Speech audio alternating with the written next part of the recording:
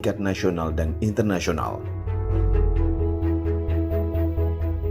Universitas Serambi Mekah yang disingkat USM yang bernaung di bawah Yayasan Pembangunan Serambi Mekah atau YPSM didirikan pada tanggal 21 Maret 1984 oleh salah seorang pendiri negara Republik Indonesia, Dr. Mr. Haji Teku Muhammad Hasan yang tertuang dalam Akta Notaris nomor 76 tahun 1984 dengan izin operasional nomor 180-180-KOP-1985 tanggal 18 Juli 1985 dengan surat keputusan Menteri Pendidikan dan Kebudayaan Republik Indonesia nomor 0430-1987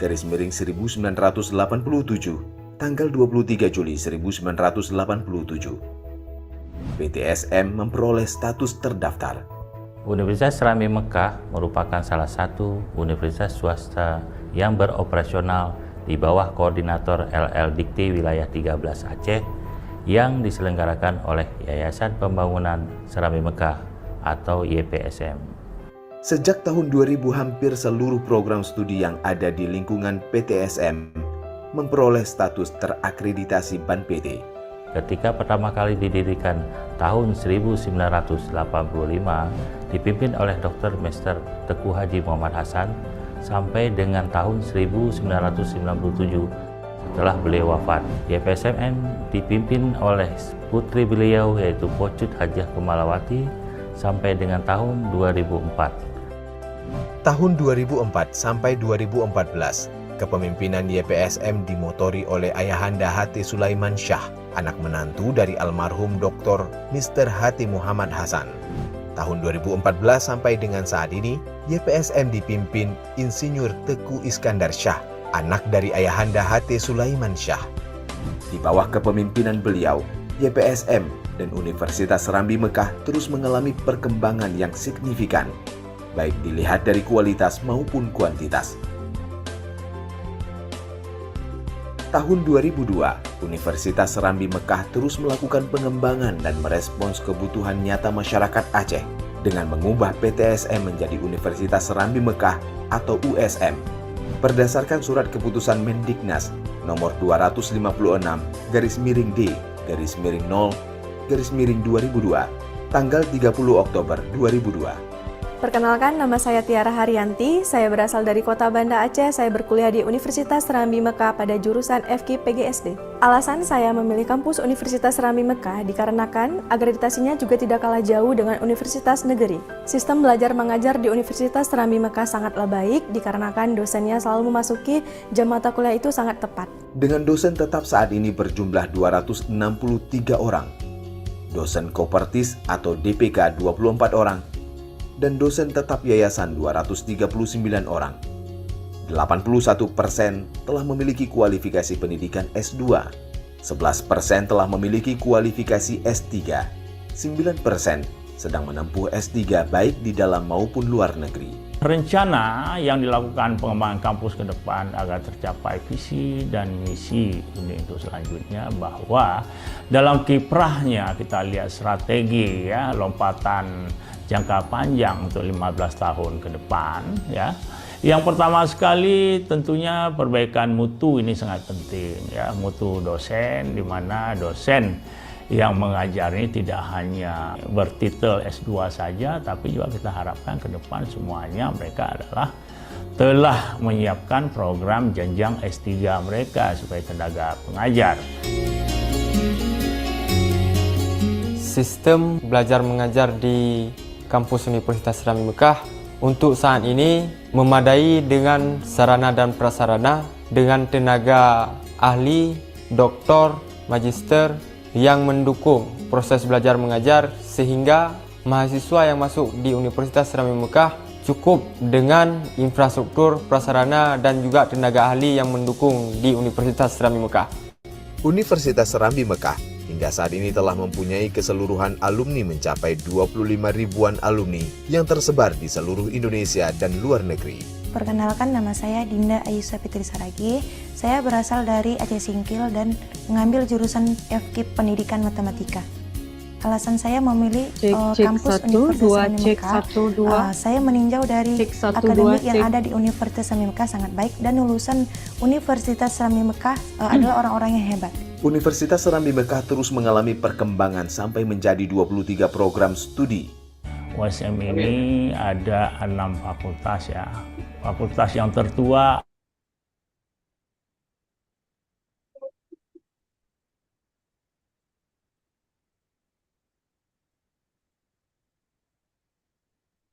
Bismillahirrahmanirrahim. Assalamualaikum warahmatullahi wabarakatuh. Good morning for everyone. Alhamdulillahirabbil alamin. Allahumma shalli ala sayidina Muhammad wa ala ali Muhammad. Rabbi shrah li sadri wa yassir li amri wa hlul 'uqdatam min lisani yafqahu qawli. In the name of Allah, the most gracious, the most merciful, all praise is due to Allah, Lord of the worlds. May the peace and blessing of Allah be upon our Prophet Muhammad sallallahu alaihi wasallam, his family, and his companions. Welcome to the International Conference of Multidisciplinary Research, Icmr 7, Universitas Serambi Mekah, Thursday, November 15, 2024. The Honorable Head of LLDikti Region 13 Aceh, the Honorable Head of Yayasan Pembangunan Serambi Mekah, the Honorable Rektor Universitas Serambi Mekah, the Honorable Deans Universitas Serambi Mekah, the Honorable Leaders of Institution within Universitas Serambi Mekah, the Honorable Director within Universitas Serambi Mekah, the Honorable all participants, and a special thanks to the 6 keynote speakers from 5 countries, Indonesia, Thailand, Taiwan, Malaysia, and United Kingdom. Honorable guests, the leaders of university in Banda Aceh. To bless our event today, first let us listen together to the recitation of the holy verse of the Quran, which will presented by Rizky Nanda Perdana, who will recited Surah Al-Mujadalah, verse 11. Could you please welcome Rizky Nanda Perdana?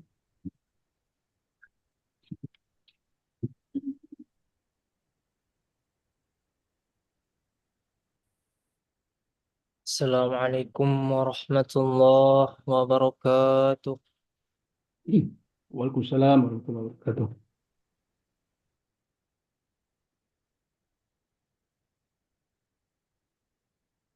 A'udzu billahi minasy syaithanir rajim.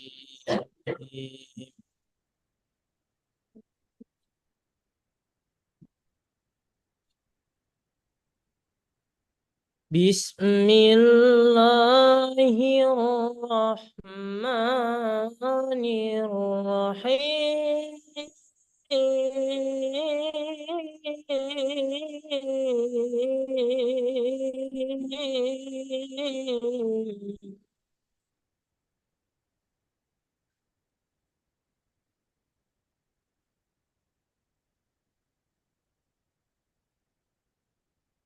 Ya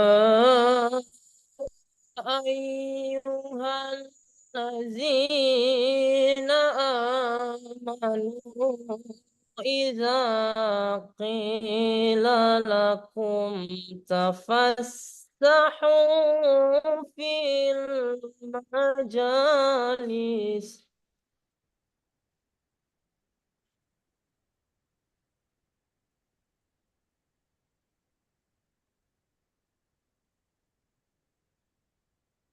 idza qila lakum tafassahu fil majalisi fafsahu yafsahillahu lakum.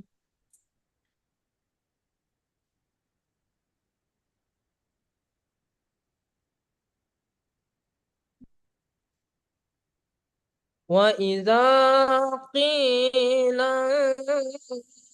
انشزوا فانشزوا يرفع الله الذين آمنوا منكم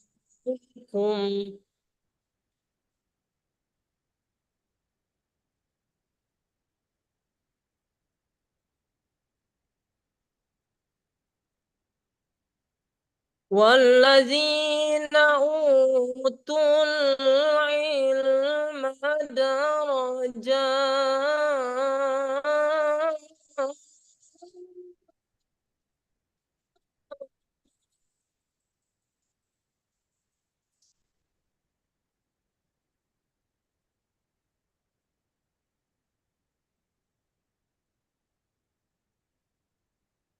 والله بما تعملون خبير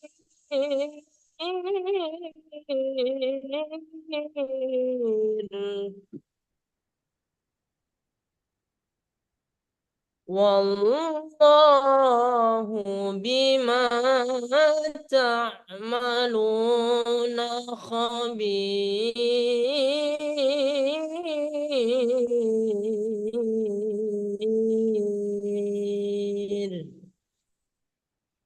صدق الله العظيم.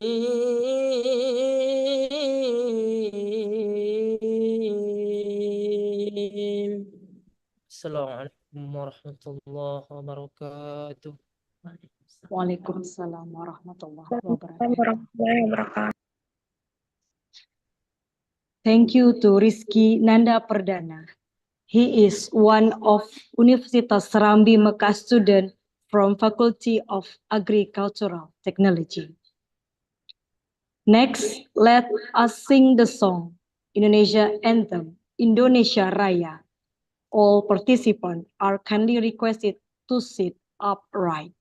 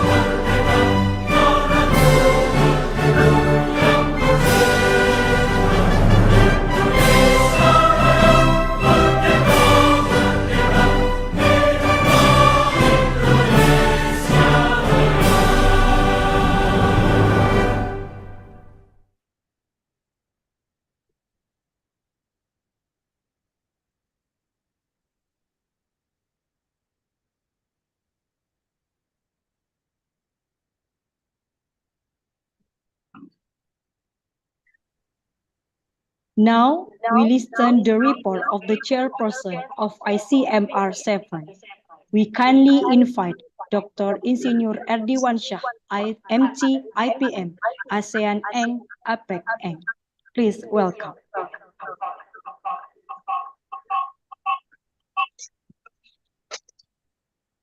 Bismillahirrahmanirrahim. Assalamualaikum warahmatullahi wabarakatuh. Alhamdulillah Rabbil alamin. Assalatu wassalamu ala asyrafil anbiya wal mursalin wa ala alihi wa sahbihi ajma'in. Good morning to our honorary distinguished keynote speaker, present and participant. On behalf of all of the organizing committee, I welcome you to the 7th International Conference and Multidisciplinary Research organized by Universitas Serami Mekah. I'm happy that we can organize international conference again this year. Alhamdulillah, thanks to our blessing, grace and mercy, we can attend this event together excellent condition and heart. I would also like to the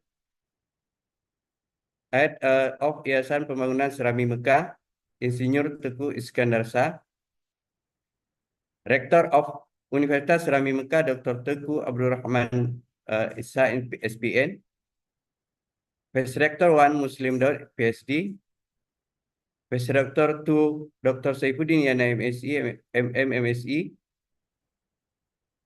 Vice Rector 3 Dr. Hambali ME, Vice Rector 4 Dr. Jalaluddin MPD, the Head of Research and Community Service Institute Dr. Abu Bakar MSI, then President and our structure leader that I cannot mention by one. Special, I would also like to express my deep appreciation to our honorable keynote speaker from 5 different countries. Associate Prof. Dr. Simon Gomen from University of Leeds, UK. Dr. Muhammad Hafizil bin Mat Yasin from Polytechnic Sultan Misan Zainal Abidin, Terengganu, Malaysia. Mojin Lu, PhD from National Tsinghua University, Taiwan. Debbie Sahrul Ramadan, PhD from Chulalongkorn University, Bangkok, Thailand. Prof. Dr. Sufiani Prabawanto, MED from Universitas Pendidikan Indonesia. Dr. Nas Masyudi, Escape MKes from Universitas Serami Mekah, Indonesia. I would like to take this opportunity to immediately thank all of the committee members for their hard work, commitment, and dedication in organizing this conference. Alhamdulillah, in this 7th international conference this year, we received 70 paper, 250 participants who come from different parts of Indonesia, such as Sumatera, Jawa, Kalimantan, and Sulawesi, and overseas, such as Malaysia, Turkey, Thailand, and India. Alhamdulillah, we are very proud of the present directly from Malaysia, Bandung, Medan, and other attendees conference. Welcome to Universitas Serami Mekah. This year conference time, innovation and collaboration of science and technology for sustainable development in digital era. As we know, the rapid development of the technology requires us academics to be able to distinguish and support sustainable development goal of the world and every national in every sector of life. To support collaboration, I highly need and encourage to address the challenge. Through this event, we attempt to connect researchers, scholars, and public from various disciplines, ideas, exchange, and find solutions to current problems. It is also with great pleasure that we announce that we have received several interesting papers from various fields of study. I believe that everyone will take advantage of this event, brought their insight and knowledge. Finally, I wish the speaker, present, participant, and committee member all the best. Enjoy the conference and have a nice day. Wabillahi taufiq wal hidayah. Wassalamualaikum warahmatullahi wabarakatuh. Thank you for our chairperson of ICMR 7 for the report. Next, the welcoming speech and also official opening by Director of Universitas Serambi Mekah. We kindly invite Dr. Tuku Abdul Rahman, SA, SPN, to deliver. Please welcome.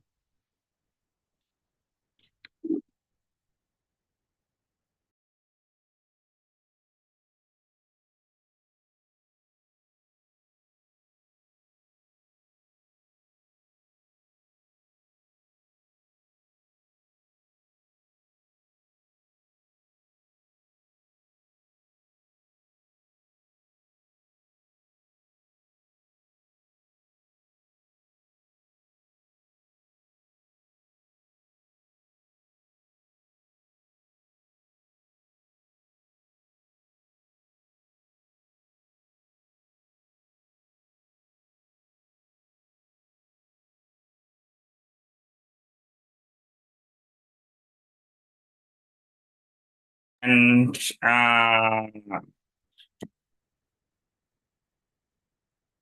Debbie Syahru Ramadan Pihadi, Dr. Hafizil bin Mat Yasin, Maujin Lupihadi, and Associate Prof. Dr. N.S. Masyudi, Escape MCAS. Assalamualaikum warahmatullahi wabarakatuh.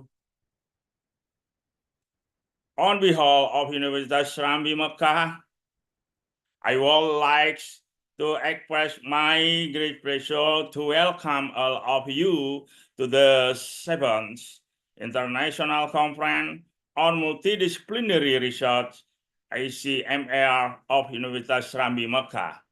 We are truly honored and pleasured by your attendance and enthusiasm to participate in this international event that has become our routine agenda. This activity is an enormous collective effort from LPPM, Universitas Serambi Mekah, and the organizing committee with the support of Serambi Mekah Development Foundation, YPSM, structural leader, sponsor, and all relevant parties that allow us to provide an intellectual platform for everyone, researchers, students, and community to find update information and exchange ideas on important issues in many fields.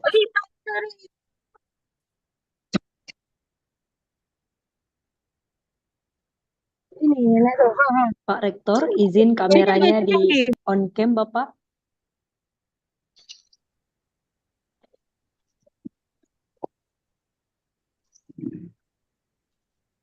Izin Pak Rektor, kameranya boleh di on cam. Ini kemana nih? Udah selesai nih.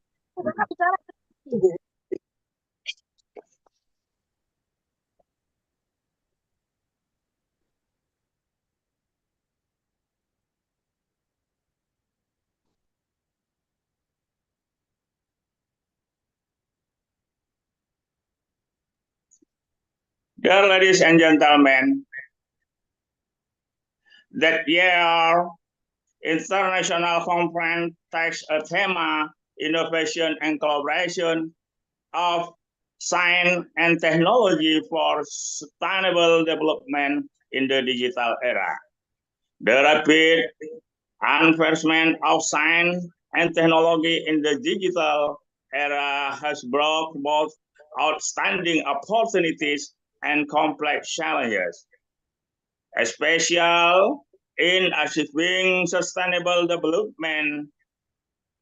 A challenging goal, however, the lack of integration collaboration among sector and nation often limits the full potential of innovative solution to address these global issues. This seminar seeks to foster a platform for exchanging groundbreaking ideas and establishing collaboration among experts, academic, and practitioners with the shared goal of leveraging science and technology innovation to drive sustainable development forward in a truly impacts and includes way. Thanks to all of our distinguished keynote speaker from 5 different countries, the organizing committee, presenter, and participant for make this event happen. Thank you very much, Dr. Tuku Abrahman, SH, SPN, Rektor Universitas Serambi Mekah.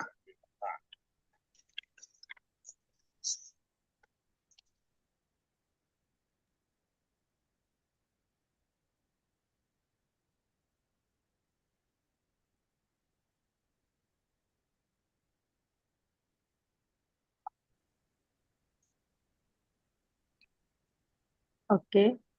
Thank you for the Rector of Universitas Serambi Mekah for the welcoming speech and also official opening of ICMR 7 2024. Next, we will move to the recitation prayer led by Dr. Ramadan. We kindly invite Dr. Ramadan to deliver. Please welcome.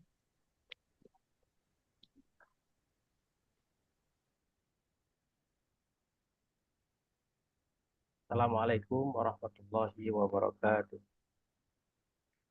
Waalaikumsalam warahmatullahi wabarakatuh.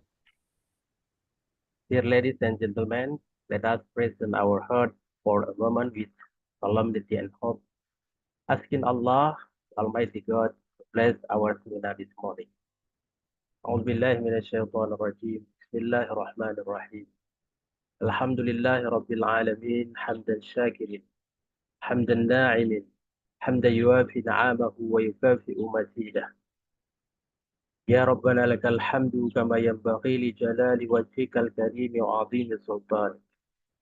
اللهم صل وسلم على سيدنا محمد وعلى آله وصحبه أجمعين. Almighty God, we gather here today seeking your guidance and wisdom as we embark on this international conference. Bless us with open mind and eager heart, ready to absorb and apply the knowledge shared. Grant us focus and clarity, and may we support and learn from another. Help us to grow in our skill and understanding, and inspire us to use our learning for the benefit of others. We ask for your blessing upon the gathering and all those involved. May your presence be felt throughout this seminar. O our Lord, grant us mercy from you and complete for us strict guidance in this affair. O our Lord, expand our chest for us and make our affair easy for us. O Almighty and most merciful God, we praise and give thanks to your name. Always remind us to your faithfulness and guidance. Allahumma habib ilayna al-iman wa zayyinhu fi qulubina wa karrih ilayna al-kufra wal-fusuqa wal-'isyan waj'alna min ar-rashidin. ربنا تقبل منا دعاءنا إنك أنت السميع العليم. ربنا آتنا في الدنيا حسنة وفي الآخرة حسنة وقنا عذاب النار. سبحان ربك رب العزة عما يصفون وسلام على المرسلين والحمد لله رب العالمين. Thank you, our ladies and gentlemen. Assalamu alaikum wa rahmatullahi wa barakatuh.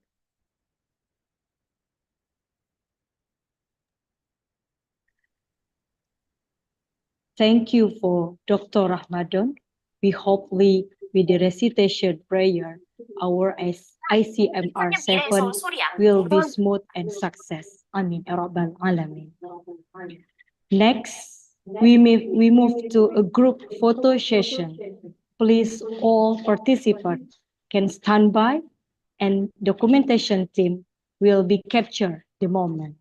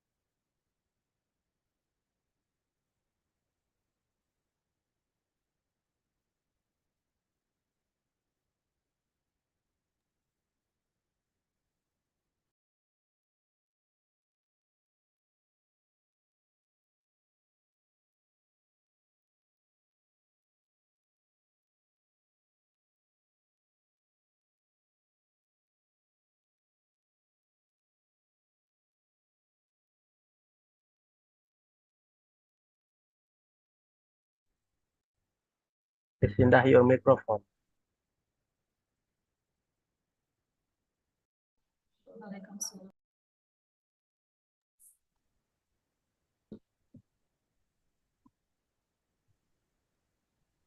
Okay, maybe the sounds mute. I will explain again. So, with the conclusion of the group photo session, the opening ceremony of ICMR 7 also comes to the end. As the master of ceremony, I now take my leave. I apologize for any shortcomings. Wassalamualaikum warahmatullahi wabarakatuh. Next, we will process to the keynote speakers sessions, which will be guided by doctoral candidate Malia Sabriana. Please welcome.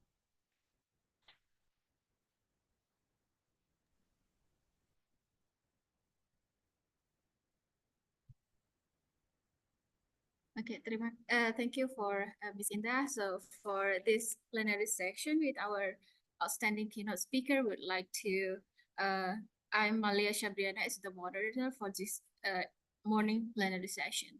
So beforehand, I would like to say Assalamualaikum warahmatullahi wabarakatuh.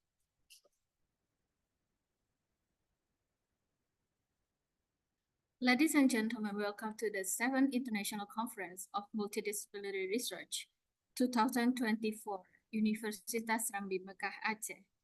I feel so excited that for welcoming our honorable keynote speakers, distinguished guests, and all participants in this beautiful morning. So I have a not very good news for today. We have that actually I would like to me and all the committee members also would like to apologize that for today, Professor Dr. Simon Goodman couldn't be with us today. So he is now at the for the treatment because he's not feeling well. So let us pray for his speedy recovery. Okay, sorry. So how about now? Is it okay?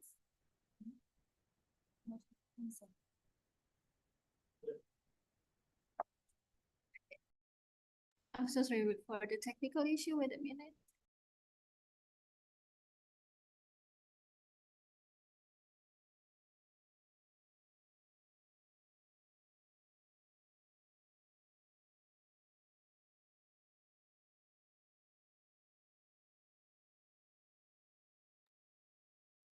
Okay, how about now? Is it okay? It's okay? Okay. So before we start the plenary session, I would like to introduce our keynote speaker. So for that, please let me to share the screen.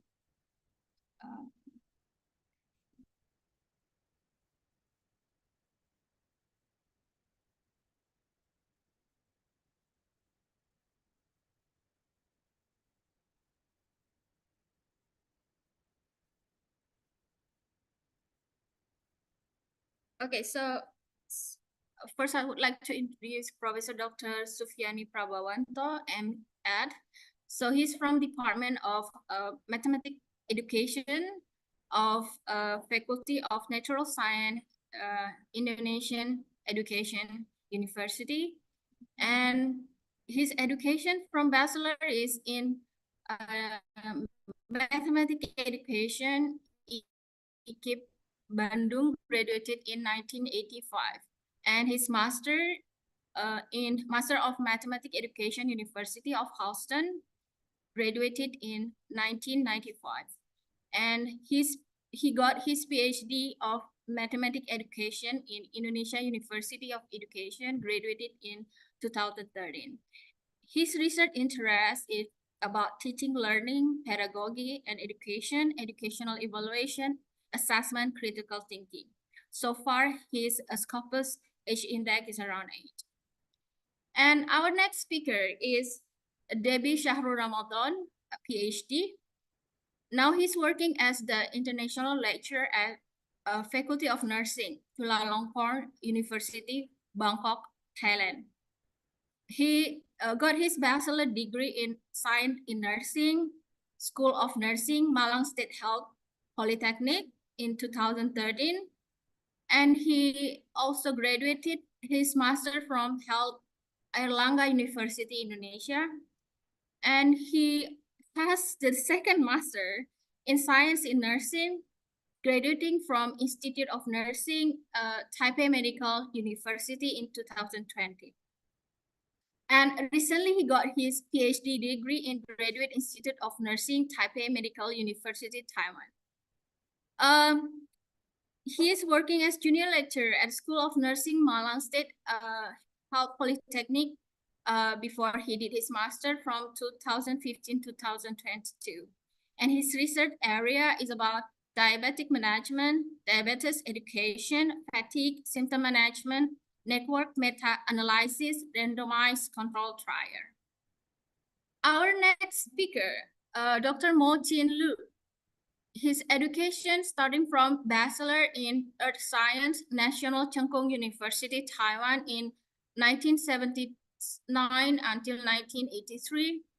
And his master degrees from Mining, Metallurgy, and Material Science, also in Cheng Kung National University, Taiwan from 1983 until 1985.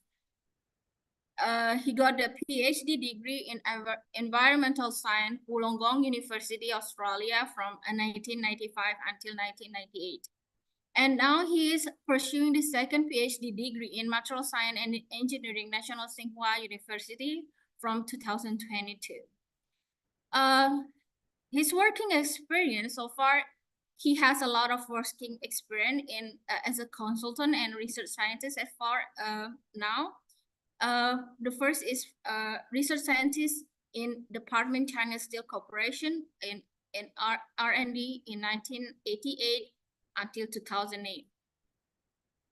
Visiting researcher, VHP Research Newcastle Labs, Australia from 1997 until 1998. And adjunct associate professor, National Chung Cheng University from 2000 until 2008. And assistant vice president, Formosa Hunting Steel Corporation from 2008 until 2020. His specialty is in iron making, such as raw material sintering, coke making, blast furnace, H2 metallurgy, CO2 reduction, and QA, QC, chemical, physical analysis, air pollution control, and solid waste resource in iron, steel making, sludge, slag, and dust. And the last one, recently he's really into the sustainable clean energy. And our next speaker, keynote speaker, will be Mr. Dr. Muhammad Hafidil bin Mat Yassin. He is a professor in Polytechnic of Sultan Mizan Zainal Abidin. He got his diploma from Mechanical Engineering University Technology, Malaysia, and his bachelor degree from Mechanical Engineering University Tun Hussein on Malaysia. And he got his master from Meng University Malaysia Pahang, and also his PhD in Meng University Malaysia Pahang. So far, his working experience, Deputy Director, Polytechnic Sultan Mizan Zainal Abidin Terengganu, from 2000 to 2024 until now. Head of Research, Innovation and Commercialization, Polytechnic Sultan Mizan Zainal Abidin Terengganu from 2020 until 2021. Lecturer, DH44, Polytechnic Kota Kinabalu Sabah from 2013 until 2020. Research intern, Myanmar Kota Kinabalu R&D Center, Sudambahat 2015. And he has many working areas, which is I couldn't mention here. And his research area is including biofuel, internal combustion engine, renewable energy, thermal and heat transfer, computational fluid dynamic, bioenergy, biomass, biogas manufacturing, green technology, solid waste management. For his publication, he already got 55 journal articles, 3 books, and 1 book chapter. Not the last, but the best is Dr. Nurse Masyudi Eskap and Cap. He's from Faculty of Public Health in Universitas Serambi Mekah. His bachelor degree from Nursing University Syah Kuala from 2022 till 2006. He got his master degree in Public Health Universitas Sumatera Utara from 2011 to 2013. And recently he got his PhD degree from Medical Science Universitas Syah Kuala with the cum laude title. His working experience are associate professor at Universitas Syah Serambi Mekah from 2015 until now, lecturing at Nursing Academy South Aceh 2019-2015. And he was also working as the public health promoter at Oxfam, IOM, American Red Cross from 2005 until 2019. His achievement, graduated cum laude in doctoral study program in 2022, and he also got the first place for outstanding lecture in the field of social science and humanities in 2022 at regional level of LL Dikti 13 Aceh.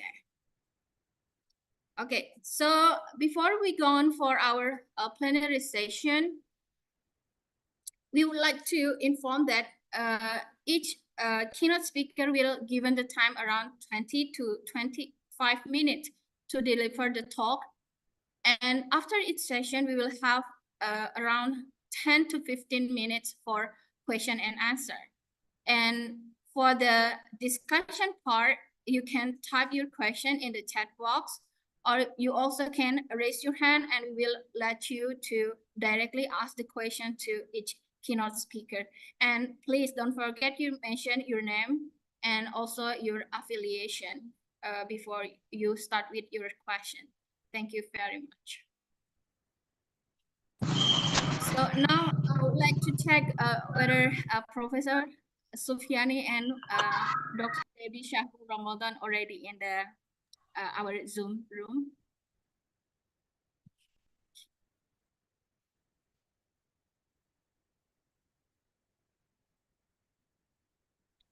Okay, thank you, Melia. Is it Yeah, a girl? I'm a girl, right? Mr. Sufiani.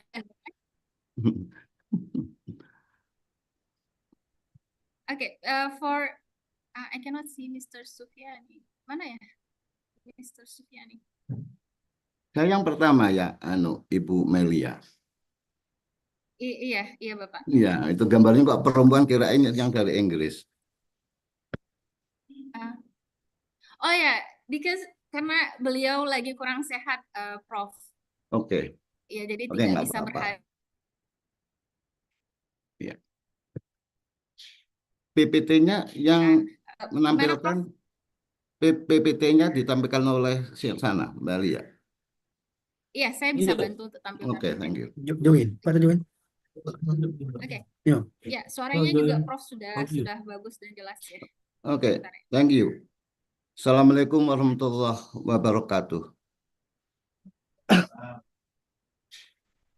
Alhamdulillah alamin wa bihi nasta'inu ala umurud dunya wa din wa sallallahu ala sayyidina Muhammad khatamin nabiyyin wa ala alihi wa sahbihi wasallam. Good morning, all of keynote speaker, presenter, and all of participants. Good morning, Assalamualaikum, Bapak Rektor, Vice Rektor, Universitas Serambi Mekah. I would like to talk about mathematics education. The title that I deliver to committee is Metacognition in Didactic of Mathematics as Science. Mathematics is a discipline that has various concepts and can be applied in various contexts. Mathematics is often characterized by its abstract nature. With the abstractness, mathematics has the potential to penetrate various complex phenomena in the real world. To be able to utilize the powerful potential of mathematics, several prerequisites are needed, including the ability to think critically, creatively, and communicate effectively. Mathematics can make significant contribution to various aspects of life, can function as important instrument in solving problems, and can be used to help decision-making in various fields. The involvement of mathematics in everyday activities, the individual can also improve critical and analytical thinking skill for those concerned. This thinking ability is very important to apply in navigating various complex situations. In addition, mathematics is an important part of the development of various other high-level thinking skills that are increasingly relevant in today's modern society. Although mathematics is a very important role, the mathematical abilities of Indonesian students show a trend of still low performance. In the 2022 assessment in PISA, Indonesia has ranked 74th out of 79 countries, with an average mathematical literacy score of 379, slightly lower than in previous years. This score indicates that there are still quite serious problems faced by Indonesian students in achieving adequate basic mathematical literacy skill, which are consistently below the OECD average. PISA data analysis shows that individual student characteristic and learning environment play an important role in performance outcome. In Indonesia, around 70% of mathematics teachers use official textbook as the main source in their teaching. This reliance on textbook is related to their important role as the main teaching material that is considered aligned with the national curriculum. Studies show that textbook not only provide structured content, but also influence the learning method and assessment practices applied by teacher. The effectiveness of this textbook in improving student learning outcome has been major concern in several educational studies. Although the percentage of teachers using official textbook is high, there is an ongoing discourse among researchers about the need for more innovative approaches to learning which go beyond reliance on textbook. Mathematics teaching need to emphasize understanding mathematical concept. Understanding mathematical concept is very important because it's a play a role in developing mathematical reasoning and other mathematical skill. Understanding the mathematical concept should not only be interpreted as understanding spirit concept, but also encompasses the relationship between mathematical concepts and their relevance to application in other discipline and their relevance in real world context. The term didactics can be interpreted as art, as science, and as epistemology. As an art, Comenius defined mathematics as the whole art of teaching all things to men. This shows that didactic refers to educational value embedded in artistic expression, where emotion involvement is an important element. Art can present a variety of emotional reaction, allowing individual to find meaning and understand it subjectively from the phenomena faced by the individual. Because as an art, learning must be fun. Didactic can also interpreted as epistemology of knowledge diffusion and acquisition in society. Epistemology, didactic studies the process of acquisition and diffusion of knowledge. In this context, didactic emphasizes the interaction between educational goal, content, and learning method or approaches, which lead to how knowledge is constructed and understood by individual or group of individuals. In addition to being an art and epistemology, didactic can also be interpreted as science of knowledge diffusion and acquisition in society. Simple put, diffusion is defined as the learning process by, diffusion is defined as teaching process by teacher, while acquisition is defined as learning process carried out by student. The process of knowledge diffusion and acquisition will occur in educational environment. The process of knowledge diffusion and acquisition where this is shift in knowledge from one institution to other. The knowledge produced by scientists will change when presented in curriculum as knowledge to be taught. Likewise, there is shift from knowledge to be taught to knowledge to be learned by students. Didactic mathematics as science, or what is known as basic mathematics didactic science, contain one point that need to be considered, namely the need to emphasize the importance of viewing mathematics as a system. Thus, there is a relationship or interaction between concepts in mathematics.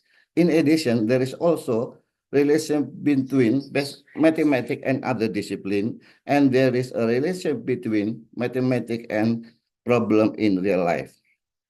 By viewing mathematics as a system, teacher and student will gain a holistic understanding of phenomenon they face.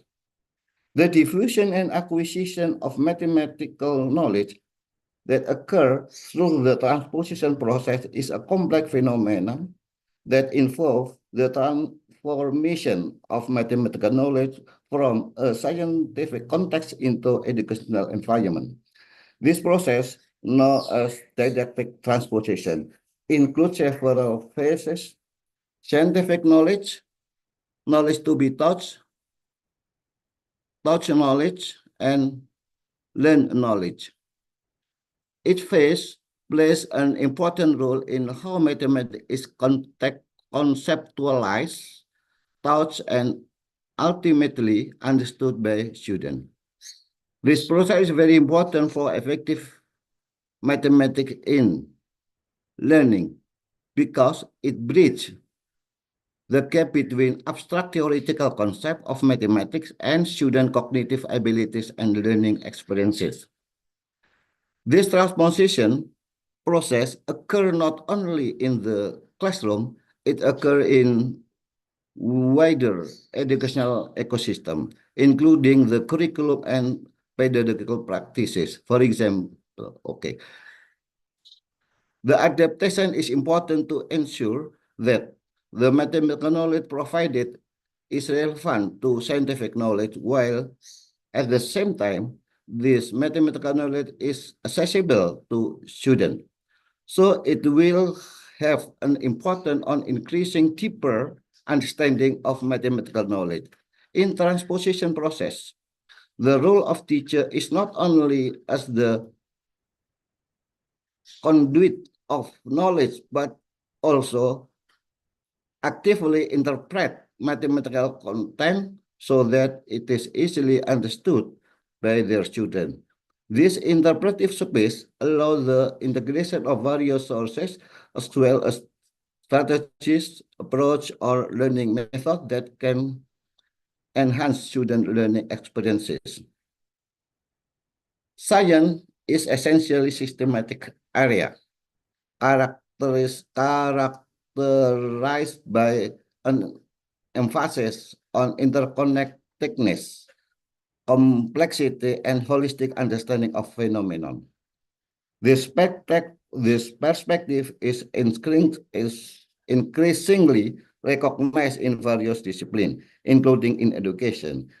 The idea of system in science emphasizes the importance of understanding the relationship and interaction between various components in a system. The systemic thinking approach in science education will encourage students to more involved in solving problems presented in various contexts, helping students better understand concept as a system rather than simply understanding concept as something isolated from each other.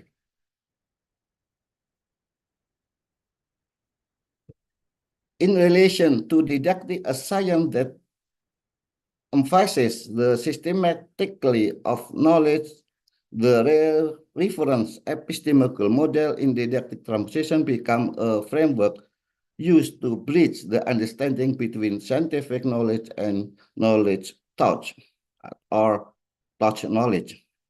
This model is used as reference to map the main concept in knowledge, identify its structure and relationship, and judge its level of complexity according to student abilities. The context of didactic mathematics as science, this model allows teacher to interpret scientific mathematical concept or scholarly knowledge in more structured way and in accordance with condition of students who are taking part in teaching in the class.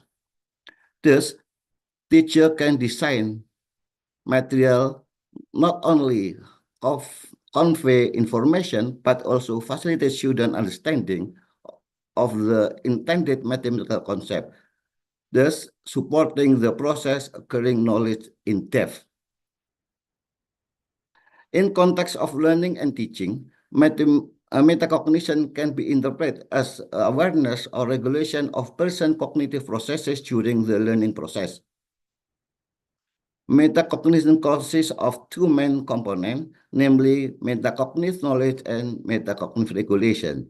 This metacognitive knowledge is then divided into three parts, including personal knowledge, understanding one's own cognitive abilities, task knowledge, awareness of nature of the task and strategies needed, and strategy knowledge of strategies that can be used to facilitate learning. Understanding this is necessary for teacher and student to navigate their learning experiences effectively because it allows them to assess their own abilities, explore the knowledge they have mastered, and adjust their strategies according to the problem they face. This metacognitive ability not only help in the acquisition of knowledge, but also increase the ability to transfer that knowledge into new contexts. Student metacognitive knowledge is not static. This knowledge can be developed through intervention in teaching. For example, problem-based learning has been shown to be effective in fostering metacognitive knowledge by engaging students in collaborative discussion, where they question and evaluate the idea of their peer. The social interaction not only enhance their understanding of context, but also encourage critical and reflective thinking, which are important components of metacognitive regulation. By fostering metacognitive awareness, teacher can empower students to take control of their learning process, leading to improved academic performance and development of lifelong learning skill. The inclusion of metacognitive strategies in learning practices is highly recommended to build students self-regulate learning abilities so that they can navigate their learning environment effectively. This diffusion of mathematical knowledge requires a comprehensive study of appropriate mathematical concepts in order to build a strong foundation in learning and teaching mathematics. This process not only emphasizes how students acquire mathematical knowledge, but also understanding of principle and their application in various contexts. This shows that teachers need to study school mathematics material in deep and comprehensively correctly in accordance with scholarly knowledge. Critical thinking and problem-solving skills that are very important in their academic and professional success. In conclusion, I would like to say that mathematics is very important discipline. This is because mathematics can make a significant contribution to several aspects of life through its application in modeling and problem solving. However, the mathematical abilities of innocent children are still relatively low. This low ability can be attributed to the use of textbook and learning design or teaching design that are not yet effective. This effective mathematics teaching design require thorough understanding of mathematical concept, the relationship between concept in mathematics, the relationship between mathematics and other discipline, and the relationship between mathematics and the real world. Didactic of mathematics as science can be explained more comprehensively through the process of transposition of didactic mathematics, which is process of transforming mathematical knowledge from mathematics as science to mathematical knowledge that can be learned in educational environment. This process of transformation didactic of mathematics involve various parties, from the curriculum developer to practitioner in field of mathematics education. Mathematics or didactic of mathematics as science also means that mathematical knowledge can be viewed as a system. This means that mathematical knowledge is related to other knowledge, both in the same discipline, in the different discipline, and relationship to real life. One implication in mathematics teaching is that understanding related to mathematical concept need to be built as a system. The concept is built based on existing concept and used as a prerequisite for building understanding of more complex concept. To understand mathematical knowledge or content knowledge as a system, adequate metacognitive knowledge in mathematics is needed to that process of diffusion of mathematical knowledge can run in accordance with scientific knowledge. For this, an in-depth and comprehensive study of mathematical knowledge is needed. Meanwhile, to ensure the process of acquiring mathematical knowledge take place effectively, metacognitive knowledge is also needed, especially knowledge about the student knowledge. For this, in-depth study of student mathematics experience learning experience is needed. This metacognitive knowledge is very much needed in compiling the didactic design or didactical design of mathematic material that are oriented not only to student mastery of mathematical concept, but also to the development of mathematical thinking abilities such as problem solving, critical thinking, and creative thinking. Thank you.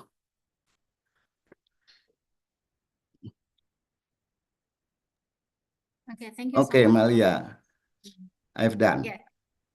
Yes, thank you so much for your very interesting talk. And actually, we will have the discussion part after the first session. So for the first session is Professor Sufiani, and later will be continued by Dr. Debbie Shahrul Ramadan. So for the one who would like to ask question for both speakers, you can, I remind you again, you can text in the chat box or directly raise your hand after the second keynote speaker. Capek. So yeah, Pak. Belepotan.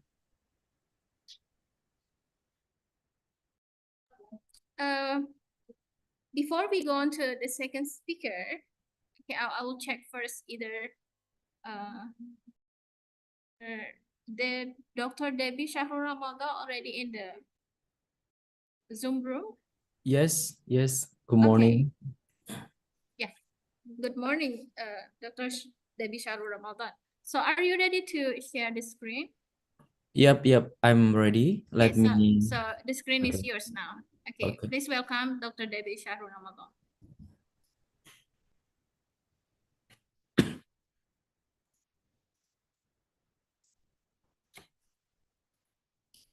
Thank you so much, Miss Malia. Nice to meet you again, virtually actually. Yeah, nice to meet you And too. okay, and could you see my PPT clearly? Yes, it's very clear. And your Okay, voice also clear. Okay, thank you so much. And good morning to all keynote speakers in this conference. And good morning to the presidents of the University of Serambi Mekah as well. And good morning to the ICMR 7 committee. And the last is good morning to all participants in this international conference or multidisciplinary. So, and due to we have only 20 until 25 minutes, so I have to to start my presentation is about the connected health, bridging technology and diabetes for a sustainable future. And recently I'm working at Chulalongkorn University, Thailand, and I also working as IDF Senior Fellow is about the International Diabetes Federation as well. So that's why today I will talk more about diabetes as my interest. And due to the limited time, I have to summarize my presentation into several points. And the first one is connected health in diabetes and digital tools in real-time monitoring, and then EI and data analytic for personal care, and telemedicine and remote care access. And the last is about empowering patients through digital educations. As we know that why I have to choose and my focus interest also is about diabetes, because as we know that this is the data from IDF Diabetes Atlas 10 edition. So we have to notice that the number of people with diabetes worldwide and per IDF region in 2021 until 2024 with the age range 20 until 79 years is increasing. So we can notice that in the words from 2021 until 2024, increasing approximately 46%. And then we can move to another region. I think most of the region increasingly, including Southeast Asia, will be include Indonesia as well. With will be around 68% increasing for type 2 prevalence the diabetes worldwide. And from the all cases from diabetes is globally, we have the type 2 diabetes account for over 90% of all diabetes cases. And then the first topic we have to talk about connected health. What is connected health? Is a reverse to the use of digital technology to enable health and healthcare services that are more accessible, personalized, and sustainable. So I think this is quite fixed with our topic in the international conference is about technology. So we have to think about the connected that we have health with technology as well to more accessible, personalized, and sustainable for the patients. And in connect patients, healthcare providers, and health data through integrated system like wearable devices, mobile application, and telehealth platform as well. And I have to say that why connected health matters for diabetes. Of course, it's about the chronic nature of diabetes. As we know that managing diabetes is a continuous process requiring daily blood sugar monitoring and lifestyle adjustment, medication adherence, and regular checkups. And connected health tools streamline these demands. And the second one is about the data-driven decision making. It's digital tools provide real-time data on blood glucose, physical activity, and diet, which help patients and healthcare providers make more informed, timely decision as well. And the continuous way connected health matters for diabetes is about improved patient engagement. So with access to real-time information, patients are more empowered and engaged in their own care, which is crucial for long-term adherence and positive health outcome. And it's related to this topic is about sustainable care. So by improving accessibility, of course, we'll reduce the hospital visit through remote monitoring and fostering preventive care. Connected health support a sustainable healthcare model that can alleviate that burden on healthcare system. And if we're talking about sustainable development, as I have to say that impact of connected health or sustainable development is in several domains. The first one is about the environmental sustainability. Is reducing the need for frequent clinic visits. I mentioned before that they will be lower carbon emissions and reduce resource use. And the second domain is about economic benefits. This is digital health reduce healthcare costs associated with diabetes complications by enabling early intervention and better disease management. And the last is about sustainable domain is social equity. Is telehealth and remote monitoring tools provide more equitable access to care, especially for those in remote or underserved area. And we move to discuss about digital tools in real-time monitoring. So the main reason is for real-time monitoring tools is especially wearable devices, transforming how individuals with diabetes track their blood glucose level. So this tool provide immediate feedbacks, enable proactive management of blood sugar level, which is crucial to avoid complications. Recently in the digital technology era that I think if each one of you focusing on diabetes education or diabetes management, I think we have to know that a continuous glucose monitoring or is called the GGMS is I think is a quite hot issue around the world because GGM are wearable devices that monitor glucose level in real time, typically via a sensor placed just under the skin. And sensor measure interstitial glucose level continuously, and it can be sent the data to connected device like a smartphone or wearable display. And the benefit of using GGM is about immediate feedback. So the CGM provide real-time alert for high or low blood glucose, allowing user or patients to take immediate action. And then the second is about trend analysis. With continuous data, user and healthcare providers can track glucose trend over time. So it's helped to identify pattern and predict spikes or drops. And then enhance the safety because this is a CGM using real-time monitoring help prevent hypoglycemia, is a low blood sugar or hypoglycemia. So the TGMs can lead to severe complication to the patient with diabetes. And we move to the IoT. It's about Internet of Things, enabled devices, and smart connectivity. So integration with health applications, so many CGM or glucosing monitoring connect to smartphone apps, so allowing data visualization and pattern recognition. So the patient can log meals, their exercise and their medication as well. So creating holistic factor affecting their glucose. So that's why CGM is quite comprehensive for diabetes management and crucial as well for individual with diabetes. And then it's cloud-based data sharing. So I to enable devices upload data to the cloud, so making it accessible to healthcare providers who can remotely monitor patient health and adjust care plan as needed. And the last one is about interoperability. Is some platform allow CGM data to integrate with other health devices such as fitness trackers and blood pressure monitors, creating the comprehensive health profile for patients.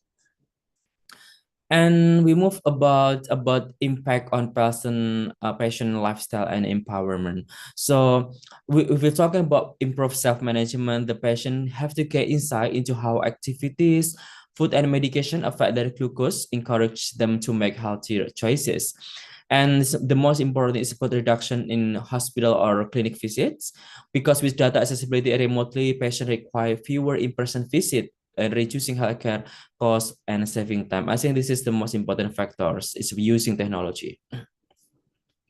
However, we have to take note about the challenges using technology like CGM, and because CGM can be so expensive, so that's why I'm not sure in Indonesia, the user or will be adopt to this technology, and the data security concern regarding cloud-based health information too, and also the future advances that emerging CGM models are becoming more affordable and accurate, so with continuous improvement in battery life, comfort, and data accuracy. If we're talking about technology in sustainable, we have to talk and discuss about EI in diabetes management, because right now recent study publishes using EI, some machine learning or predictive model. So artificial intelligence or EI transform diabetes care by analyzing large amount of health data to deliver insight that help personalized treatment. Therefore, EI can predict blood sugar trend, optimize medications, and guide the patient toward better self-management practice. And why and how important EI in personalized care is about the predictive analytic and pattern recognition, and also personalized recommendations. And the benefit of using AI into personalized care in terms of diabetes management is about the first one, improve glycemic control, because using AI's predictive power, patient can avoid glucose peaks and dips, so leading to better blood sugar control. And the second one is about reduce complications. And by personalized treatment plan, AI reduces the risk of complication associated with poorly managed diabetes, such as nerve damage, vision loss, or cardiovascular issue. And it's about enhanced patient engagement, as I mentioned before, because technology provides feedbacks that encourage patients to be proactive about their health. Real-time insight and tailored advice make self-care more manageable and engaging. And the challenges of using AI in diabetes is about the data privacy and security, because using AI will be the sensitive nature of health data. So maintaining privacy and security in AI system is a top concern right now. And another challenges is about the access and equity. So the high cost of some AI-driven devices and software can limit access, especially in underserved communities. So future advancements should focus on making AI-driven care accessible and affordable for all. The next technology is I will talk about telemedicine in diabetes management. So telemedicine use digital communication tools like video call, mobile application, and remote monitoring devices, so to connect patient and healthcare providers without the need for in-person visits. So why telemedicine is important for diabetes care is for chronic condition like diabetes. So telemedicine allows for consistent, ongoing care, giving patient timely support and reducing the burden of travel and clinic visits. This my publication is published in the Diabetes, Obesity, and Wisdom Metabolism. This is top tier journal. I've published about the digitally assisted intervention in diabetes last year. So The purpose of this project is to know and to investigate which digital assisted intervention or in improving HbA1c among patients with diabetes, because you know the HbA1c is the most critical factor in the successful in diabetes management in individual with type 2 diabetes. So with I using the component network meta-analysis is the advancement methodology. So this is the list of the intervention, including digital and non-digital intervention. You can see in the my PPT is the first one is we have like mobile application and short message service and telephone call, and some study using the web-based educational program, and several study using the email. I think few study also reported using the team-based online game, and also for non-digital they using professional education program and SMBG standard care, and also not only a single intervention but also they combine two or more than two interventions as well. You can see in detail in my presentation or my PPT, this one. And then for my study, so I included more than 17 the type of interventions. So I think the most study reported in comparing mobile application and standard care is using 24 study. And then another one of I think using the short message service with 12 study comparing with standard care as well. And for the main finding for this study of or this project is that I evaluated using traditional network meta-analysis first, and then you can see that mobile application combine the professional education program and combine peer super education is top one in my pairwise network meta-analysis. And then because I using the advanced methodology using the component network meta-analysis, so I evaluated which component, because the main reason why, because in pairwise meta-analysis or in traditional meta-analysis, I cannot I cannot investigate which one component, because some study evaluated using multiple interventions. So using component, I can find which component is the best way in terms of digital assisted intervention. And for my finding, actually the first actually the significant is about peer super education, whoever is not digitally assisted intervention. But we can notice that short message service, mobile application, and telephone call is those digital is significantly improving HbA1c level, but the most is about short message service and mobile applications. So this is why my project is encouraged to educator can integrate digitally assisted intervention complemented by educational program, particularly mobile application combined with professional education program and peer super education as well. As we know that the component of PSC is crucial in improving HbA1c level to control HbA1c. And this is the key benefit using telemedicine is about enhanced access to care, convenience, and flexibility, and also continuous monitoring and support. And of course, the challenges is quite the same. It's about technology access and privacy, data security, and patient engagement as well. And the last topic is about the empowering patient through digital education, because you know as a researcher or someone who focusing on diabetes management or diabetes education, we have to take note that we have to deliver in digital era using digital educations, because digital tool make education more accessible, engaging, and personalized, allowing patients to learn at their own pace. And I just this is my project just published in Tier 1 as well in diabetes metabolism research and review. So I evaluate diabetes staff management programs to investigate which diabetes staff management program is effective in improving several type 2 diabetes clinical outcome. You can see in detail in my publication in internet as well. So this is type of my intervention or the type of diabetes self-management education. The first one is about DCMES and DCMS and also DCME, and the last one is usual care.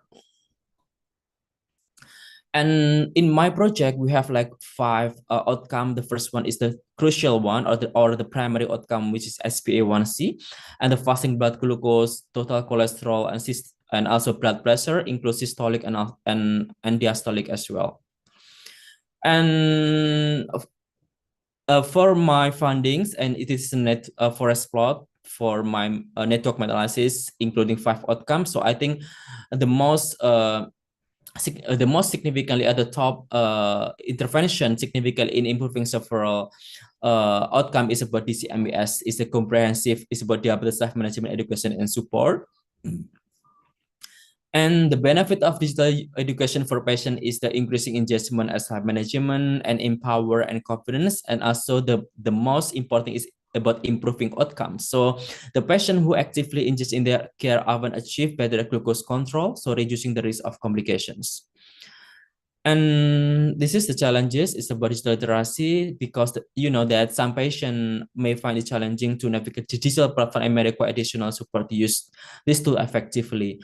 And also, sometimes patient may become overwhelmed by too much information because I had experience. Is kind of this, and so essential for platform to provide clear, organized, and relevant content. So the conclusion of my presentation is about the digital technology is transforming diabetes care, so make it easier for patients to manage their health with real-time monitoring, EI insight, telemedicine, and digital educations. So this to empower patients, improve outcome, and make care more accessible and sustainable as well. So by embracing this innovation, we can pull a future where diabetes care is effective, personalized, and widely available.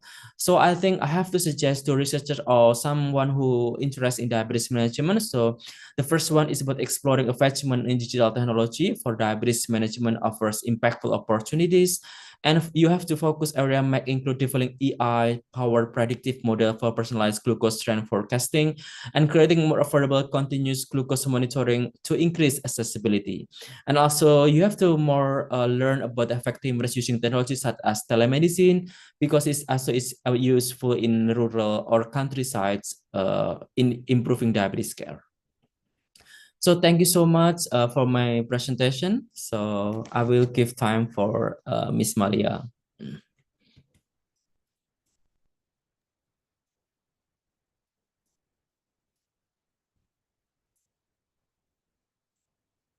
Okay, thank you so much, Debbie Shahrul Ramadan, PhD.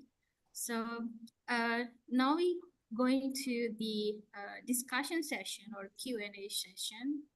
So beforehand that I would like to conclude the talk from both keynote speaker, because the first keynote speaker is talking about how is meta connection in mathematics.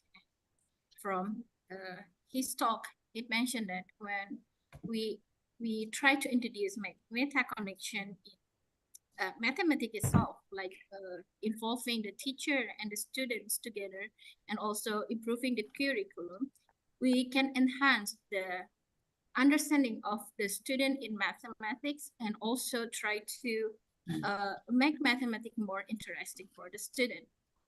And for our second speaker is talking about the health problems, especially about diabetes. And as we know that Indonesian people have mostly like the aged people have this diabetic illness. And this is quite interesting to talk about the diabetic and how we can solve the problem and also give the care and measure to assist the diabetic patient. And for the outstanding approach is using AI such as cloud and the telemedicine to assist the diabetic patient. Okay, now I would like to invite the participant to ask some question to the keynote speaker. And I remind you to mention your name, your affiliation, and also follow with your question. You can give the question through the chat box or directly raise your hand. So I would like to invite you to directly ask question to the keynote speaker. Okay, please, anyone want to ask question, please?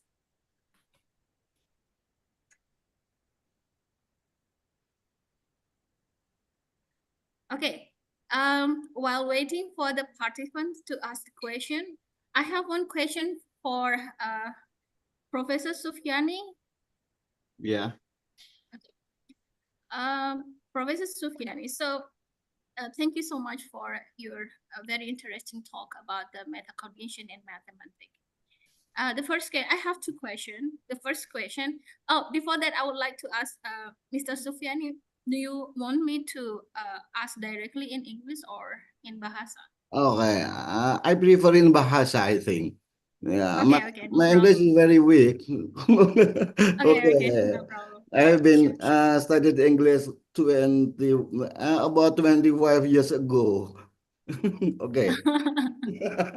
Oke, oke. Jadi pertanyaan pertama adalah, Prof kan sudah lama ini berpengalaman.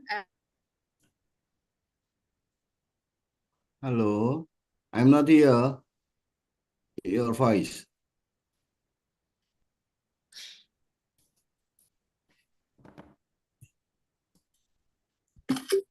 I think you have trouble with your internet. How about Miss no, Dr. Debbie? Is it trouble with internet, Miss Melia? I'm not here. Yes, yes, I cannot hear the Miss Malia voice. Okay. So maybe there's some technical problem there. Yeah. So just wait.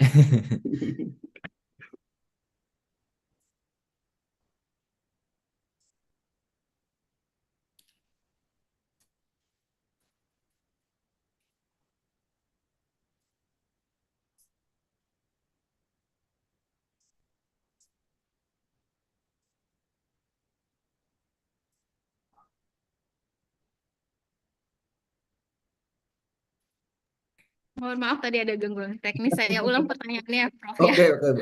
Okay, Miss. Pertanyaan pertama, berdasarkan pengalaman Prof ini dalam melakukan kajian metakognisi di didaktik matematik, apakah ini terasa lebih mudah atau lebih sulit ini, Prof? Oke, itu ya. Oke, itu Miss Melia. Untuk mengkaji sains didaktik matematika itu memang agak berat sekali karena penguasaan matematik sebagai scholarly knowledge-nya harus kuat, Yang kemudian pemahaman kita tentang how student learn itu juga harus kuat. Riset saya terhadap mahasiswa S2 pun saya kasih masalah-masalah yang simple, tapi dia tidak bisa merecall apa yang dia kuasai sebelumnya. Itu. Kemudian seringkali nggak match dengan scholarly knowledge-nya. Sebagai contoh, ini banyak juga masalah buku di kita. Misalnya buku di SMP. Misalnya ada operasi pembagian bilangan bulat. Loh, menurut scholarly knowledge pembagian itu harus closure. Namanya operasi itu harus closure. Loh, pembagian bilangan bulat kan tidak closure, tidak tertutup. Hasil dari pembagian bilangan bulat itu tidak harus merupakan bulat, seringkali pecahan. Kok namanya operasi itu? Di struktur aljabar yang namanya operasi harus closure, harus tertutup. Itu masalahnya. Jadi nggak match dengan scholarly knowledge-nya. Nah, banyak lagi tentang saya punya riset terhadap mahasiswa S2 itu juga pada gagal. Mereka secara parsial menguasai konsep, tapi begitu saya merge hubungan antar konsep pada gagal. Walaupun materinya mudah. Itu Miss Malia. Iya, iya, Ah, iya. Oke Jadi itu. lanjut dari pertanyaan pertama ini Prof. Jadi Ya, tadi Prof menyatakan bahwa itu juga tidak terlalu mudah ya. ya. Jadi bisa mengimprove atau mengembangkan situasi seperti ini agar lebih baik seperti itu. Apa yang harus kita lakukan sebagai akademisi untuk membantu si guru terutama sehingga guru nanti dengan pengajaran yang tepat, di kurikulum yang tepat itu juga bisa membuat siswa-siswa itu menarik lagi untuk belajar matematik secara menyenangkan gitu, Prof. Nah, Itu tantangannya, Miss Malia. Yang pertama, harus menguasai scholarly knowledge. Jadi menurut ahlinya seperti apa. Yang kedua, harus menguasai apa yang siswa sudah punya. Nah, itu terdapat ruang interpretif bagi peneliti atau bagi dosen untuk menginterpretasikan scholarly knowledge-nya itu diajarkan sesuai dengan level perkembangan siswa. Itu tantangannya di sana. Caranya yaitu pertama kuasai konsep secara parsial, kemudian hubungkan antar konsep itu, kemudian interpretasikan scholarly knowledge itu menurut interpretasi kita, tapi tidak boleh menyimpang. Nah, sebagai contoh gini aja, Mbak. Seringkali kalau saya tanya apa itu perkalian, hampir semua siswa saya menjawab perkalian itu repeated addition, penjumlahan berulang. Itu yang diajarkan begitu. Kemudian begitu saya tanya, lalu ngulangnya gimana? Kalau setengah kali sepertiga, kalau 2 kali 3 gampang. 3 tambah 3. Lalu setengah kali 3 itu ngulangnya gimana? Pada scholarly knowledge-nya A times B means A groups of B. Bukan repeated addition, tapi kok jadi pengulangan berulang. Pengulangan berulang itu hanya bisa dimanfaatkan kalau kita dunianya dunia bilangan asli atau bilangan cacah. Kalau sudah masuk itu nggak bisa lagi. Nah, pengetahuan masa lalu tentang pengulangan berulang dibawa-bawa terus sampai level SMA, bahkan sampai level perguruan tinggi. That is very dangerous. Nah, itu ya. Ya, ya. Ini satu lagi nih saya mewakili dari salah satu dosen di sini juga pertanyaan kedua. Apakah metakognisi ini bisa ditelusuri dalam pembelajaran selain matematika, Prof? Oh, sangat bisa itu. Itu metakognisi itu sifatnya universal. Nah, artinya kita membawa anak-anak itu atau siapa saja untuk memahami kemampuan dirinya, pengetahuan apa yang sudah dikuasainya, dia sadar akan itu, ya. Apa saja mau di sains, mau di teknologi juga begitu. Jadi dia harus bisa merecall apa yang sudah dia punyai. Nah, kemudian apa yang dipunyai itu bisa digunakan untuk menyelesaikan masalah-masalah baru. Seringkali kalau sudah bersemayam lama dalam sistem kognisi kita itu susah di-recall.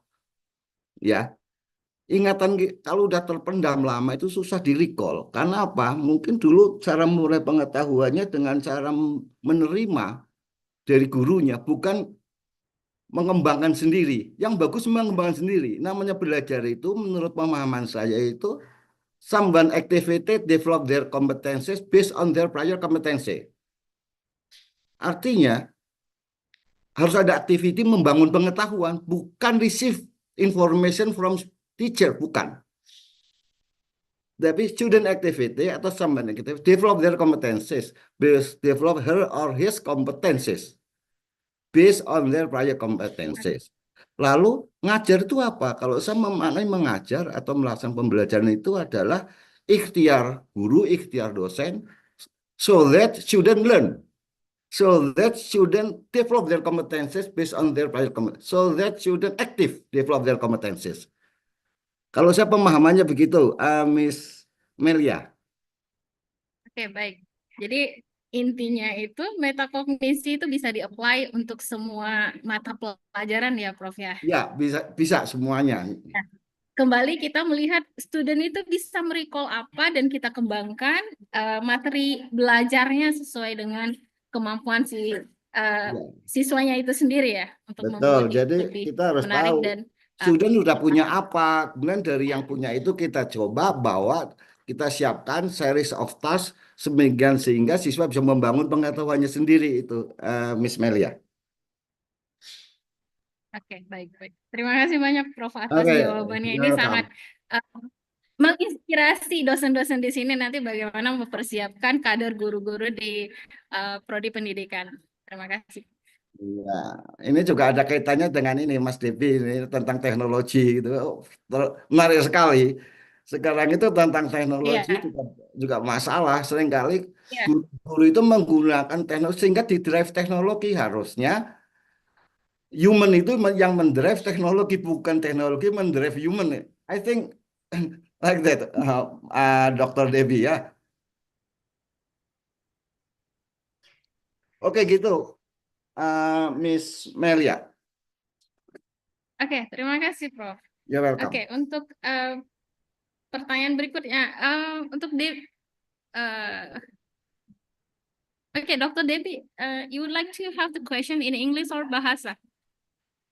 Nah, udah pinter Pak Silvio.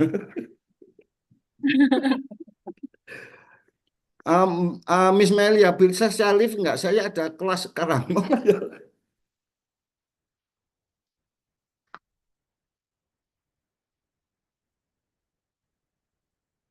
Amelianya itu lepas lagi. Kita foto dulu sebentar ya, Iya, Mr. iya. Debbie dengan Mr. Debbie-nya.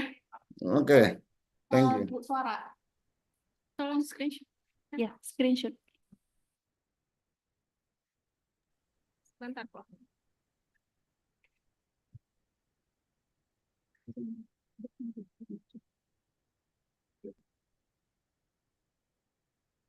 Oke, sekali take lagi ya.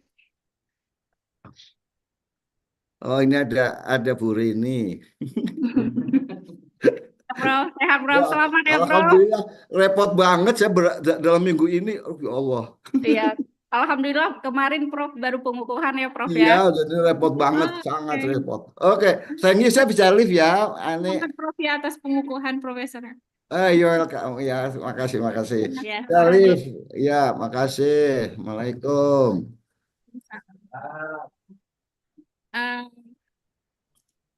Dr. Debbie, so Hello.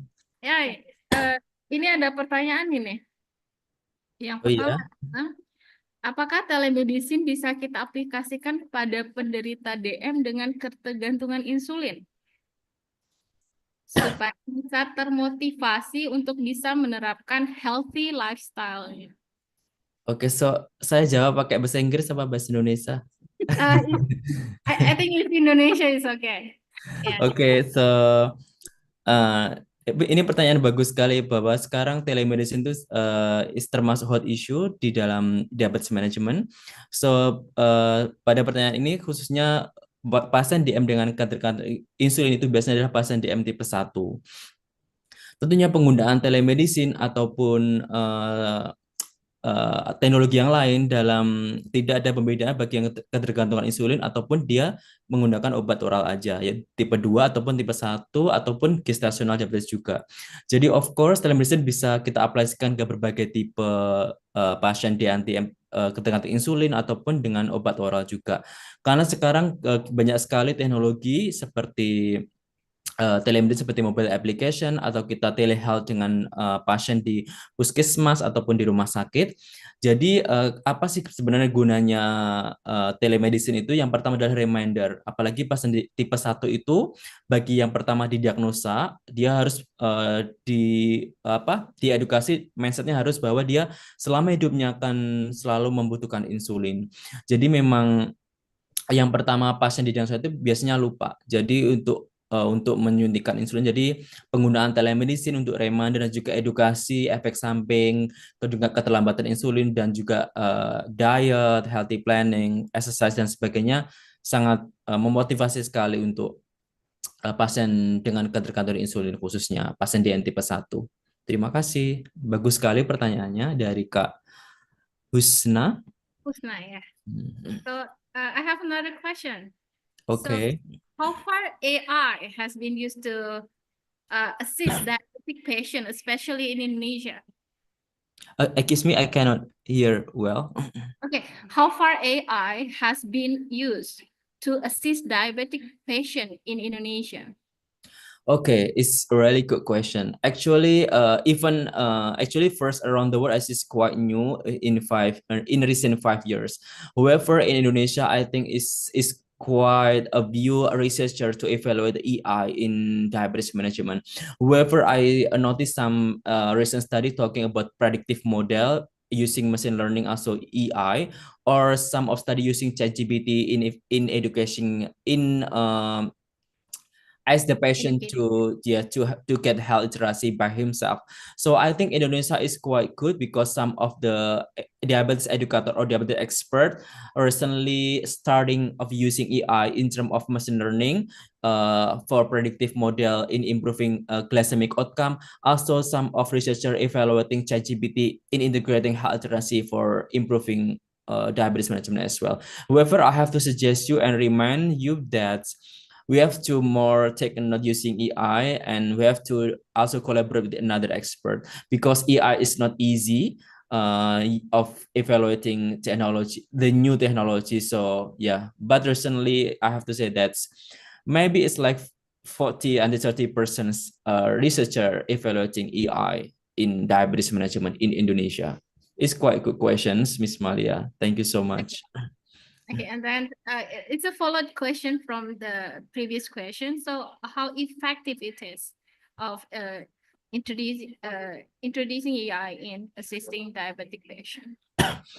Of course, actually I read some predictive model using like some of technology in predictive complication in diabetes management, and then I saw and the result is also significantly using machine learning in predictive some complication in diabetes management. So that's why I have to say it's around that 90% until 199% maybe is quite good using AI in predictive in diabetes management or in diabetes education as well. However, as I mentioned before, that because it's AI is quite new, and we have to notice that AI some have as always some mistake.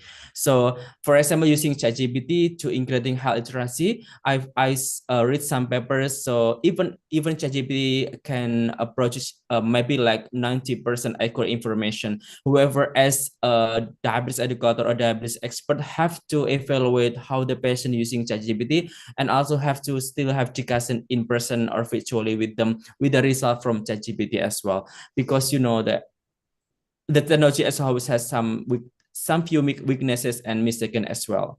So, but if you're talking about effective, of course, it's effective more than 90%. However, we have to take note that the weaknesses of technology, and still we need human as a diabetes expert as well. Okay, okay. Okay. Okay. So I can conclude that so far the use of AI in assessing the diabetic patient is more in the educating the patient about their health and Yes. also telemedicine, right? Yeah. Yeah. Okay. Okay. Thank you very much for Thank you Dr. so Debbie. much. Thank you so much for the time and for the opportunities. Okay. Okay. So I would like to go to the next session for the second session. Wait for a minute. I need to change the screen.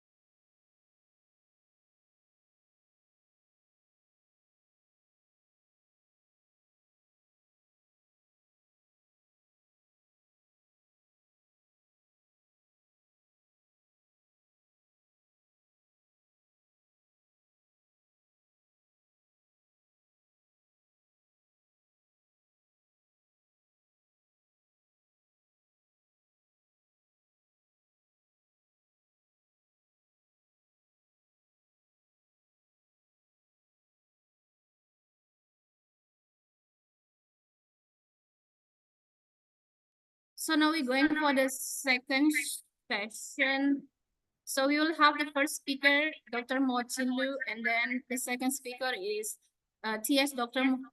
Hafizil bin Matiasin, and the last one, not the least, is Dr. Nurse Masyudi Eskap MPAS. So I'd like to take first Dr. Mo. Dr. Mo, are you here?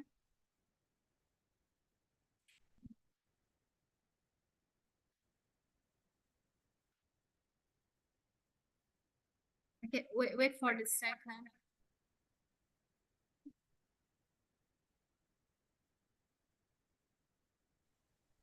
Hi, can you hear me? Yeah, very clear. Can you also see my slide? Yes. OK。这个要怎么做放映呢？已经在分享。已经在分享。这个上面。然后呢？然后分享，你可以确认一下你分享的这边。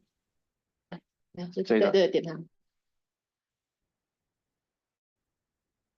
然后你现在正在分享你的这个画面，对，然后就确定分享就可以。现在你可以把它放大，他们就会看到这个。但是看不到。可以吧？就是现在就这样而已。你可以把它放大，他们就会看到投影放大的画面。但是我有动画，这样这是不是要用？动画要投影出来之后才会出现吧？是不是我要先到那个 ？Wait for a moment, sorry。所以我这个先。对。先。Okay, can you see my slide now? It's not in presentation mode yet. It's in the presentation mode now? Not yet. And then this one?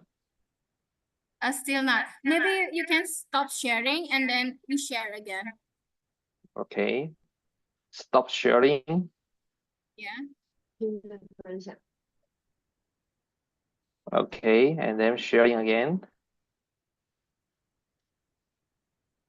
但是这个要先要到那个，就要先到这个 control， 要怎么跳出来？你说要从这个画面跳出来？对，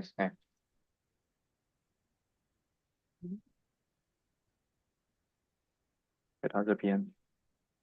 Yes. Maria, can you see my slide now? Not yet.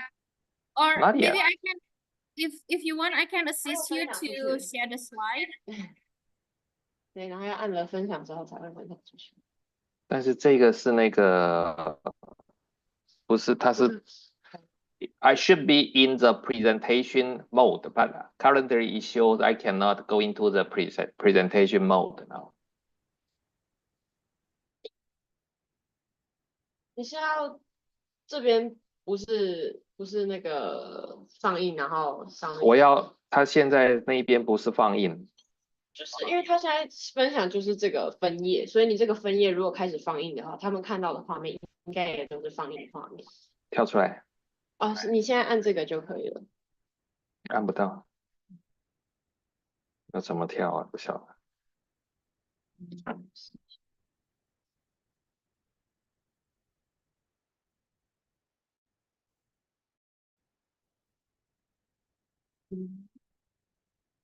关掉。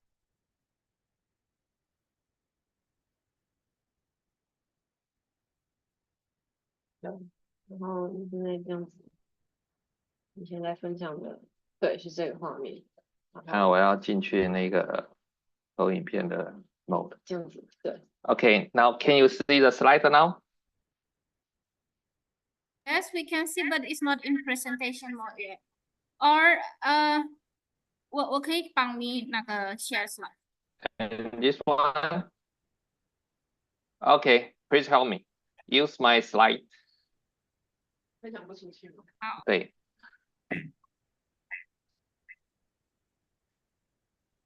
Okay. 哎呀 ，OK。Okay, I will help you to. Okay, this is the slide. You can start. The next one, please.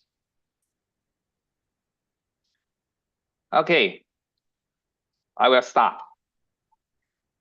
Good day, my good friends. I'm Mo.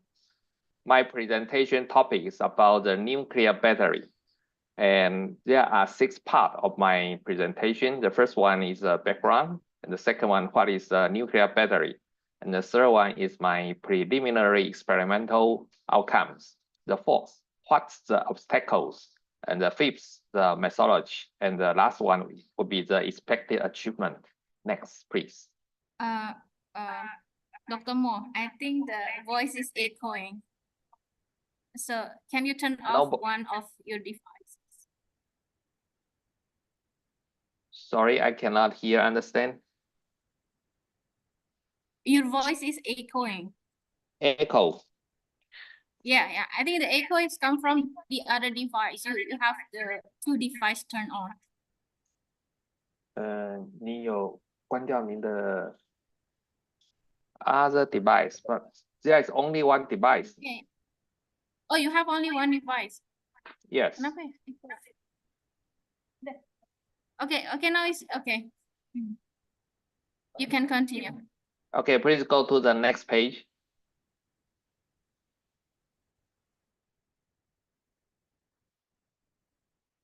Okay, and then what if I tell you there is a kind of carbon-free energy source capable of providing continuous power for nearly a century and without recharging fields? Would you buy it? Push one. Please push. Okay, and in the coming future, the thermal power plant may no longer be needed, and your home can be self-sufficient. You will no longer have to worry about the global warming or extreme climate conditions. This energy solution is available at any time and any location, day and night, regardless of windy or rainy days. Next, please. So it's available at any time, affordable for everyone, accessible in any place, comply with SDGs target. Good. Next, please. Yes, that is a nuclear battery. I'm going to introduce the next. Please, next one. Before we step into the contents, you may ask whether there will be a radiation leakage. But our technology is totally different from the nuclear power plant that use neutron chain reactions. We are choosing the beta ray source, which can be easily shielded with aluminum foil or even plastic tapes, ensuring the safety of the nuclear battery device.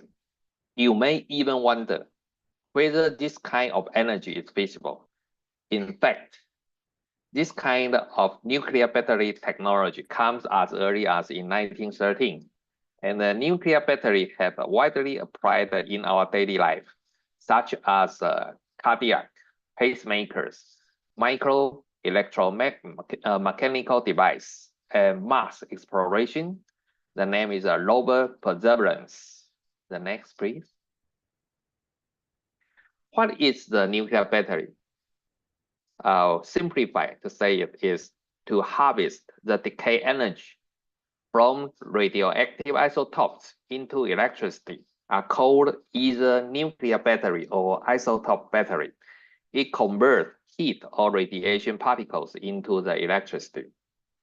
So we will focus on the radiant particle conversion mechanism. But for the radiant particles, they're also divided into 2 parts. One is a direct conversion, and the second one is an indirect conversion. Indirect conversion, I will explain in the later. Please, next page. Next. Okay, these are some examples that have been, the nuclear battery have been applied at this moment. The first one is a deep sea beacons, and the second one is Mars, land perseverance, And the right-hand part is a pacemaker. And maybe something like micro electromechanical systems. This is being applied widely at this moment. Next, please. So in our left-hand side, this is a sketch diagram for simplify the atomic battery, or we call it a nuclear battery. The first one is a radiation source, and then hit the semiconductor, and then convert some electron promoting and relaxation to incur the current. In our right-hand side is a commercial tritium battery. It's developed by City Labs in United States. The estimated power output is around 12 to 84 microwatt, very small. Okay, the next please. So this one we put some okay. In the early of this year, there are some report from China. China Beta Voltec company claimed they have developed a nuclear battery for medical application, such as pacemakers. With a minimum modularity and low cost features, it can be used in mobile device and doesn't need to recharge for more than 50 years. The energy density is more than 10 times than that of a ternary lithium-ion battery. It can storing about 3,300 milliwatt hour in 1 gram of the battery. It is resistant to damage and does not ignite it or explode. And there is no concept for charging or discharging cycle, as it is a power generator. Next one, please. For the beta particle emitted is by a radioactive source by 63 nickel. Excites the semiconductor, causing the electron transmission and generate the current. The whole structure is used a 2 millimeter, should be a micromillimeter 6 of the 63 nickel sheet is placed between the 2 diamond semiconductor. The diamond semiconductor is a conversion system to convert the particle energy into the electricity. But actually, this is a kind of pendant structure, or it's a beta voltaic structure. The next, please. Now, our idea is, besides the radiation source and the conversion system, we insert the third one is a fluorescence materials. That means the radiation particle would convert into the fluorescence and then convert to the electricity by PV cell. So basically, the nuclear battery composed of 3 parts. One is a radiation particle. The second one is a fluorescence materials. And the third one is a solar PV cell. Next, please. For the radiation source, there are several kinds, but can be classified into 3 parts. The first one is alpha ray. Alpha ray is with the relative large particles and would damage the PV cell lattice. For the gamma ray is electromagnetic radiation, which penetrates through the whole device and damages the lattice. The optimal one is a beta ray. It with a high-speed electrons with the energy around 10 keV. It is a better choice as the nuclear battery for as an energy source. Okay, next. This is a mechanism for the fluorescence materials. When the emission of light by substance that has absorbed the radiations with a longer wavelength, lower photon energy. Considering the photon yield rate and spectrometry factors, we would search for this kind of photons with the wavelength could cover about 300 to 1,000 nanometers to consider about the spectral matching. Okay, next one. These 2 photos explain the mechanism for the solar cell. How is the solar cell to generate the electricity? In the left-hand side, we have a PN junction, and in the middle there is a depression region. And we see the right hand side when some light or some energy to promote the electron from the valence band to the conduction band is in the metastable state. And when the relaxation occurs, the electrons coming down to the valence band and it releases the energy by photons. And these photons could change into the electricity. Okay, next one. The third part, I will show you our preliminary study result. Okay, the next one. Next page, please. We found some tritium biot as the energy source for the test. Please go back to the previous one. No. The next. Yeah, here. The beta emitted by tritium bio. Sorry, I cannot see my slide. Can you come in back? Maria, I lost my slide. Yeah. I try to recover it.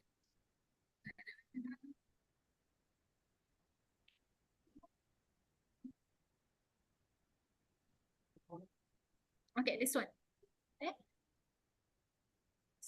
Wait. Okay, the next one. Okay. I think Here, there is okay. a technical issue, yeah.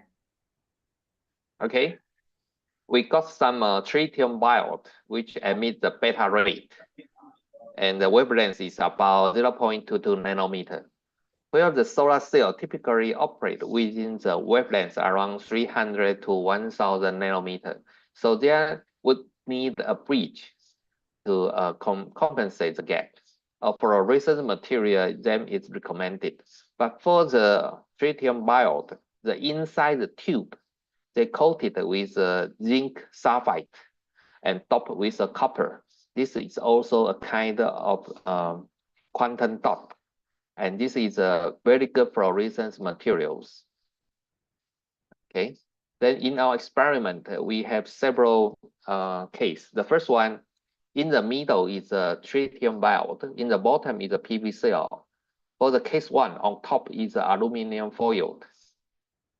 In case 2, the top is a black sheet. And case 3, we have 2 PV cell on top and in the bottom. Please see the right-hand side table. You see the case 1 is aluminum foil. The power output is around 12 nanowatt. And the second one with the black one is nearly half, only 5.4 nanowatt.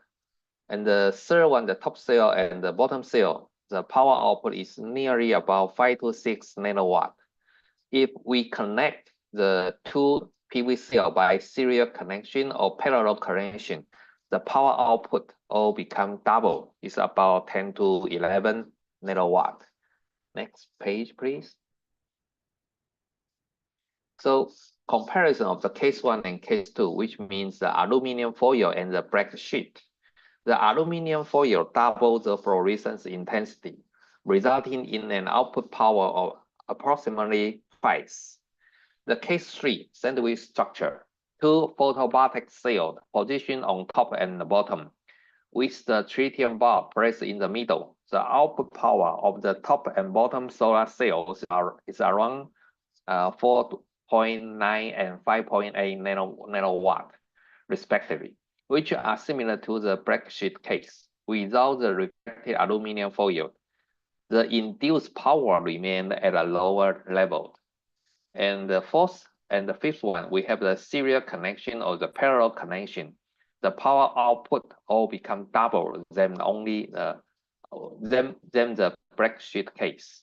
Okay, the next one, please.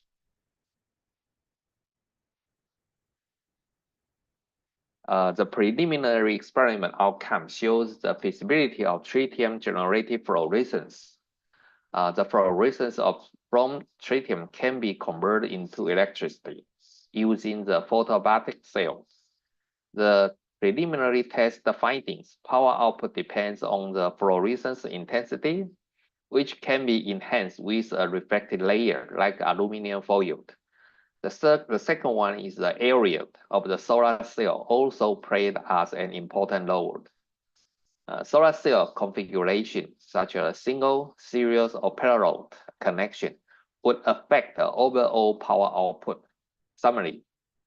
Overall, these findings provide a solid foundation for further development and the optimization of radiation energy harvesting device. Next, please. In the coming future, we will develop some our ideal nuclear battery. The methodology, there are three paths. The first one is a loadable photovoltaic cell. The second one is a self-luminescence quantum dot, which means to combine the isotope and the quantum dot together. And the third one is a magnetic field confinement. Please see the next one. Left-hand side is an image of our proposed isotope battery. You can see there are several layers. The layer is a loadable PV cell, and the radioisotope and plus the quantum dot are coated on the surface. And see the left-hand side, there are several red spots. Actually, this is a magnet to confine the beta particle trajectories. So the loadable photovoltaic cell, PV cell, is flexible and to enhance the larger surface to capture more light from the energy conversion. The second one is a quantum dot with light amplification. We would integrate precious metal nanoparticles to enhance this process by so-called the surface plasmon resonance effect. The third one is a radioactive isotope incorporated into the quantum dot. Incorporating the radioactive isotopes directly into the quantum dot, providing the sustained energy source for the battery. And the fourth one is a magnetic field confinement. Magnetic field used to control the trajectory of the beta particles to increase the number of collisions and maximize generation of fluorescence with the quantum dot. Next, please. Please. Dear Maria. Hi. Hi. Why? Yes. Wait. Yeah. Can you hear me? Is it this Yes. Yeah. Okay. Yes, okay. The low-level PV cell is flexible materials. The PV cell are deposited on the flexible substance such as polymers or stainless sheet. This allows them to be rolled up without compromising their functionalities. And the second one is a lightweight design, significantly lighter than rigid panels, ideally for portable applications. The third one is increase the surface area to cover a larger surface area compared to their footprint them store. And the materials, there are several kinds of available materials such as amorphous silicon or cadmium, thallium, and copper, indium, gallium, selenium, CIGS, or the perovskite. These are all the potential materials for our applications. The next one, please. Next one. Okay. This is the self-luminous quantum dot. So go back.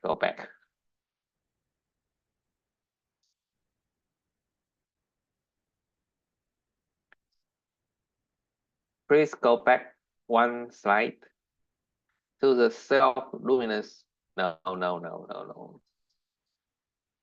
No, go back. Yes, this one is very important. Okay, this is a concept to show you the self-luminous quantum dot. The next one.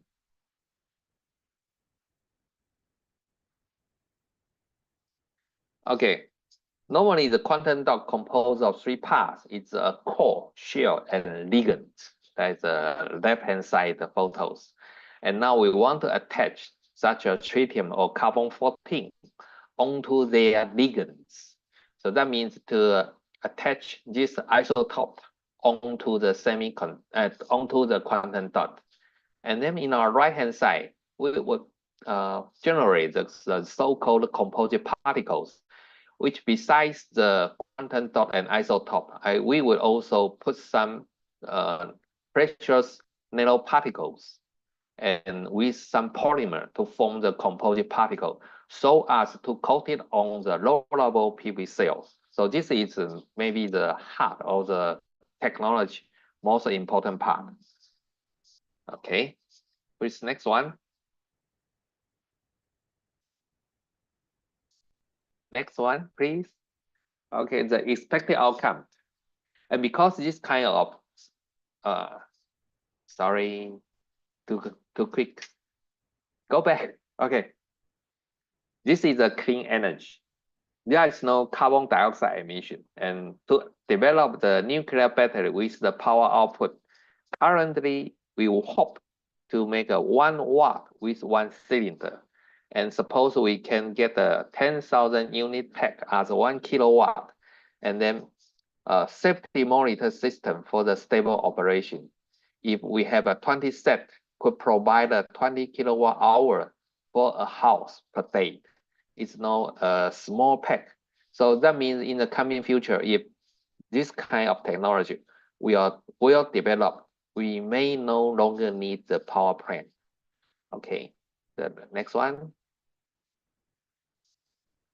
Next one, please. Okay, thank you for your attention, and all your comments and suggestions are welcome. Thank you. Thank you, Dr. Mo. So Uncle Mo. Yeah, this work is very interesting because Dr. Mo now are working with nuclear batteries. Is the future energy for using a very long time. How to say the exciting we don't need to recharge fuels. Yeah, without recharging because we use the radiation which is coming from beta source here. And he also will develop this nuclear battery and then combine with the solar cell in the future. Thank you for your talk. And later, after the third keynote speaker, we will have discussion part. See you later. Okay. Thank you, Dr. Mo.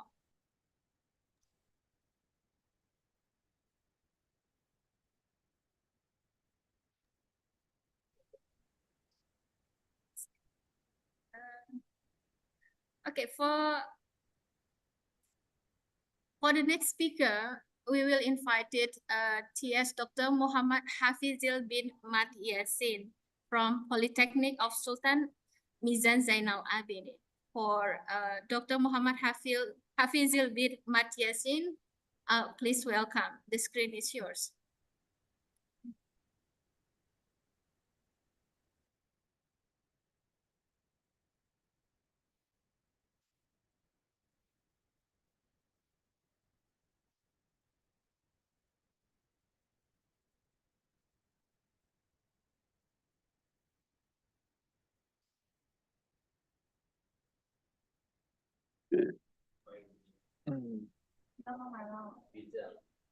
Hãy tận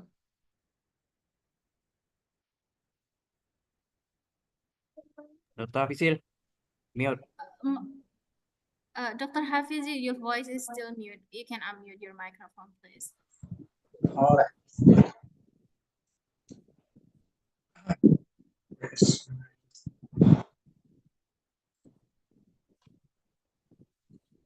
Can I see my slide?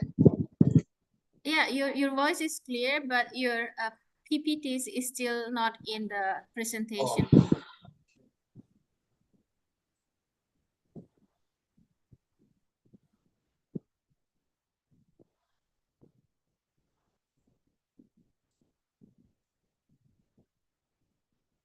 Okay, can see it.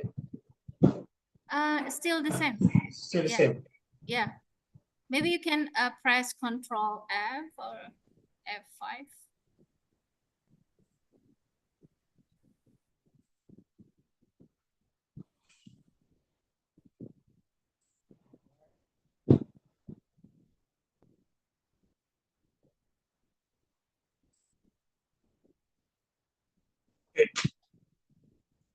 Can see it.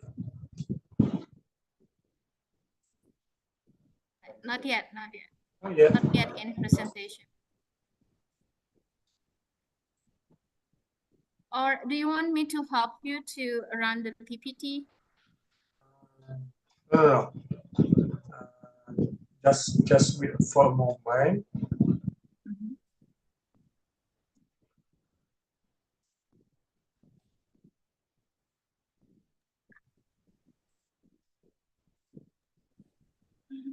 Okay, I'll share this.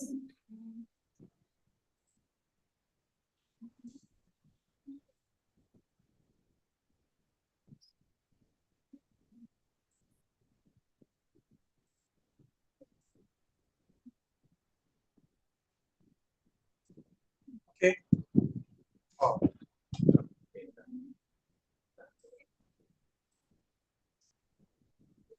Okay, please. Can see it. Miss moderator, Miss Melia. Okay. Can see the screen.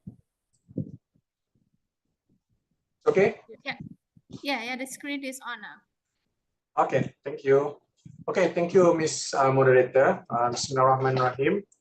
Alhamdulillah Rabbil Alamin wa sallallahu ala syafi'i abdi wa musallim wa ala alihi wa sahbihi ajma'in. Rabbi sholli sholli wa yassirli amri wa hlul 'uqdatam min lisani yafqahu qawli. Okay, distinguished professor, distinguished respected lecturers, fellow engineers, fellow researchers and esteemed college. So assalamualaikum warahmatullahi wabarakatuh. Good morning and hello everyone. So this is an honor to be here today as a keynote speaker at this prestigious international engineering conferences. Today, I am excited to deliver a topic that bridge mathematics, data visualizations, and engine mechanics. A topic that has significant implications for both research and real-world applications. Recurrent plots, visualizations. Professor Hafizah, Yes. I think we have network problem over there. What do you mean by that? You can see the slide.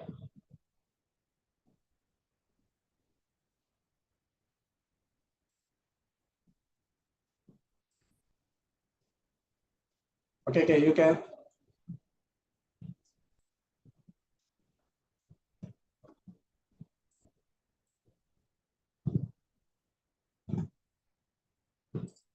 Okay, you can share my slide, please.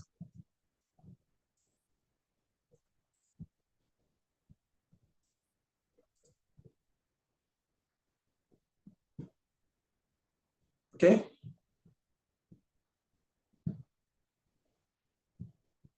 Silakan lah. Yeah.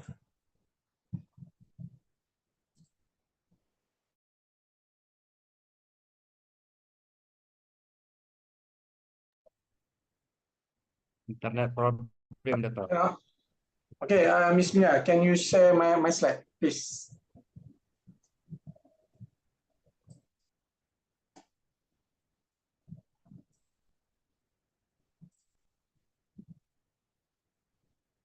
Miss?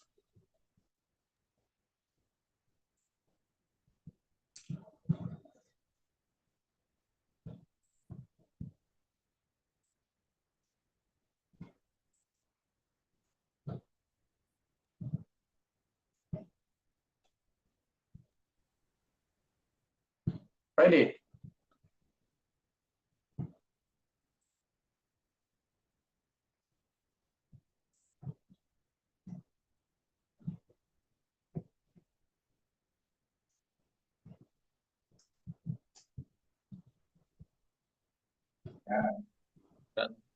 Yeah. Okay.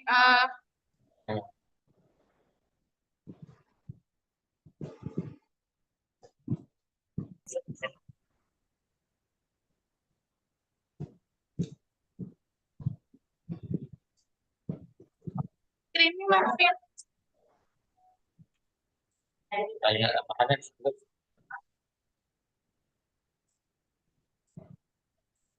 I'm so sorry for the technical issue. We'll try to fix this. Okay.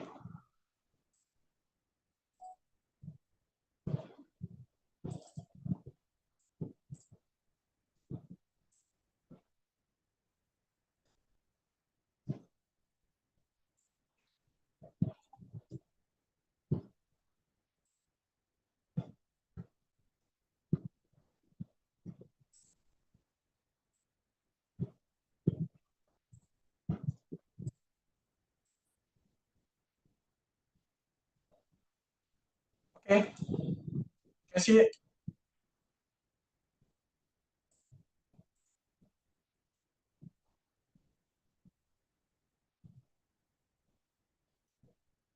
Pak Edi, you can see it?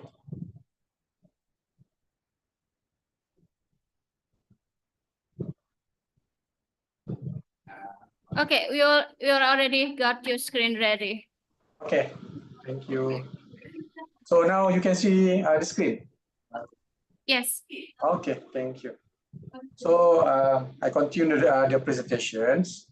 So so these are my presentations outline. Which is the first is slot 1 is for the introductions overview of combustion cycles in engines, and then the slot 2 is the challenges of engine combustion analysis, and then the slot 3 is introduction to recurrent plot, and then number 4 is advantages of using recurrent plots.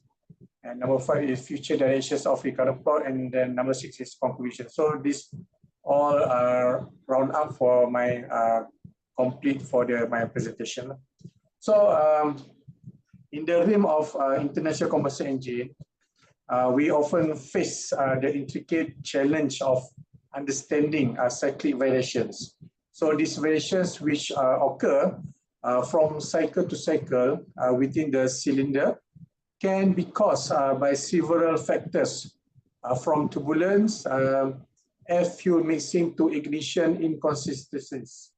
So although these variations may seem minor, so they have profound impacts on engine efficiency, power output, emissions, and overall reliability. So this traditional analysis method have provided us with invaluable insights, yet they often fall short when it comes to capturing the complex, non-linear behaviors that characterize cyclic variations.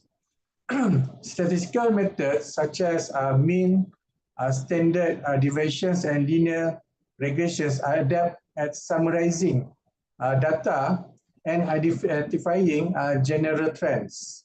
So, however, they assume a level of linearity and stationarity that engine combustion processes do not always exhibit. So, engine combustion is inherently chaotic and influenced by various interacting parameters that can lead to irregular, non-repeating patterns. These traditional statistical tools may struggle to detect subtle transitions or bifurcations in behavior that precede significant performance changes. So as a result, key insights into the dynamic behavior of the engine system can be overlooked, so leading to missed opportunities for optimizations for early interventions. This is where the power of recurrent plots comes into play, developed originally for a tool for visualizing time series data. Recurrent plots allow us to represent the recurrence of states within a system over time, and then they provide a unique lens through which we can observe and analyze patterns, detect periodicities, and identify anomalies. So, but what recurrent plot so effective when applied to the study of engine combustion? So let's consider their ability to map out of multi-dimensional data onto a two-dimensional plane. So by doing so, these plots reveal subtle underlying structures that might otherwise remain obscure. Patterns that indicate stable engine behavior appear as clear, repeated motifs, while erratic or unpredictable performance manifests as scattered, disorganized point. To make this more relatable, imagine we are analyzing data from high-performance engine tests. A well-functioning engine may display recurrent plots with a rheumatic grid-like pattern, reflecting consistency in the combustion processes. So in contrast, if we introduce a variable such as fuel quality or ignition timing fluctuations, the plot may shift, showcasing areas of divergence or clustering that signal cyclical disturbance. Why does this matter? The implications of understanding this cyclic variation extend beyond academic curiosity. So with the rising global emphasis of unsustainable and efficient technologies, engineers are tasked with optimizing engines to reduce fuel consumptions and lower emissions. Recurrent plots equip us with the ability to diagnose and address combustion's irregularities, making them a powerful asset in the development of greener, more reliable engines. In addition, this tool is invaluable for predictive maintenance. By monitoring the recurrent behavior of an engine over time, engineers can proactively detect and mitigate potential issues before they escalate into critical failures. So this leads to more resilient engine designs which reduce their maintaining costs and enhance the safety of the engines and also the operator. However, harnessing the full potential of recurrent plots requires a multidisciplinary approach, which calls for an understanding of nonlinear dynamics. So a proficiency in data analysis and an appreciation for the practical challenges of engine and combustions. In this regard, collaborations between engineers, mathematicians, and data scientists becomes not just beneficial, but essential. So these are the advantages of using recurrent plot, which we can see that the study of interactions, when the recurrent plots allow studying and identifying the interactions between two systems, and then the recurrent plots can be performed with the performance of short data, and then they're useful for the informations of non-stationary data. So recurrent plots provide useful information even for short and non-stationary data. So these are the potentials of advancement in recurrent plot techniques, which we can see that from years to years, we can see from the 1990, the use of recurrent plot techniques being applied into the research for the researchers to display their data analysis to convert into the recurrent plots to show that this is the data that can be analyzed for their further development. So we can see that the citation from 1990 to 2020, the citations and also the publication are significantly rise. And then this is the potential advancement in RP techniques. We can see that the physics and the astronomy are found being used to the recurrent plot. So this is the concept of from the time series, and then we can convert from the time series, we can convert to the recurrent plot to show the connections between the data from refer to the time. So this is the concept of the recurrent plot. And then this is the which that I can conclude, which this is the applications of the recurrent plot, which can be adapted or can be applied into the study of cycle variations, cylinder cyclic variations in the combustion engines.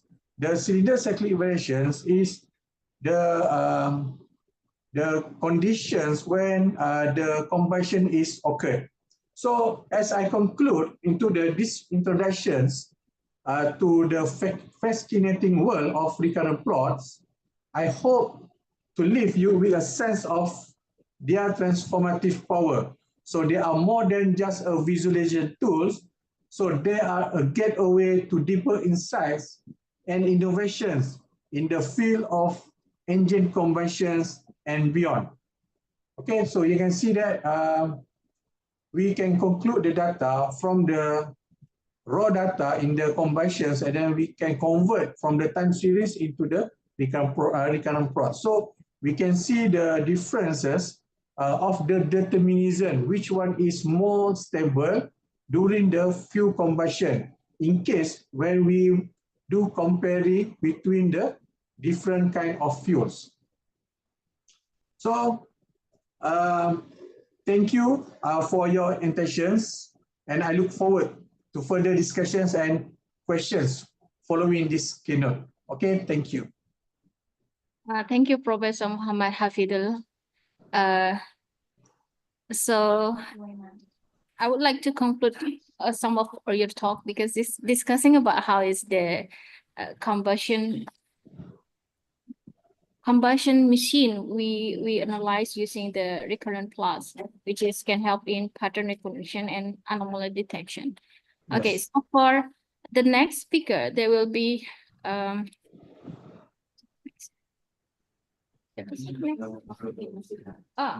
Dr. Nurse Masyudi SCAP MCAP.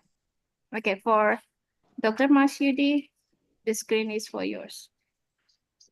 Hello, Ms. Malia, can you hear me? Yeah, sure. It's very clear.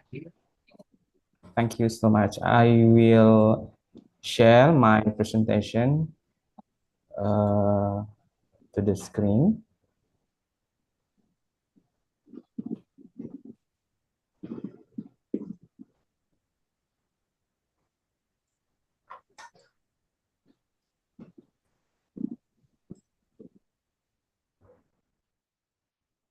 Okay, can you see? Everyone Yes. can see. Can you make it into the presentation mode? Okay.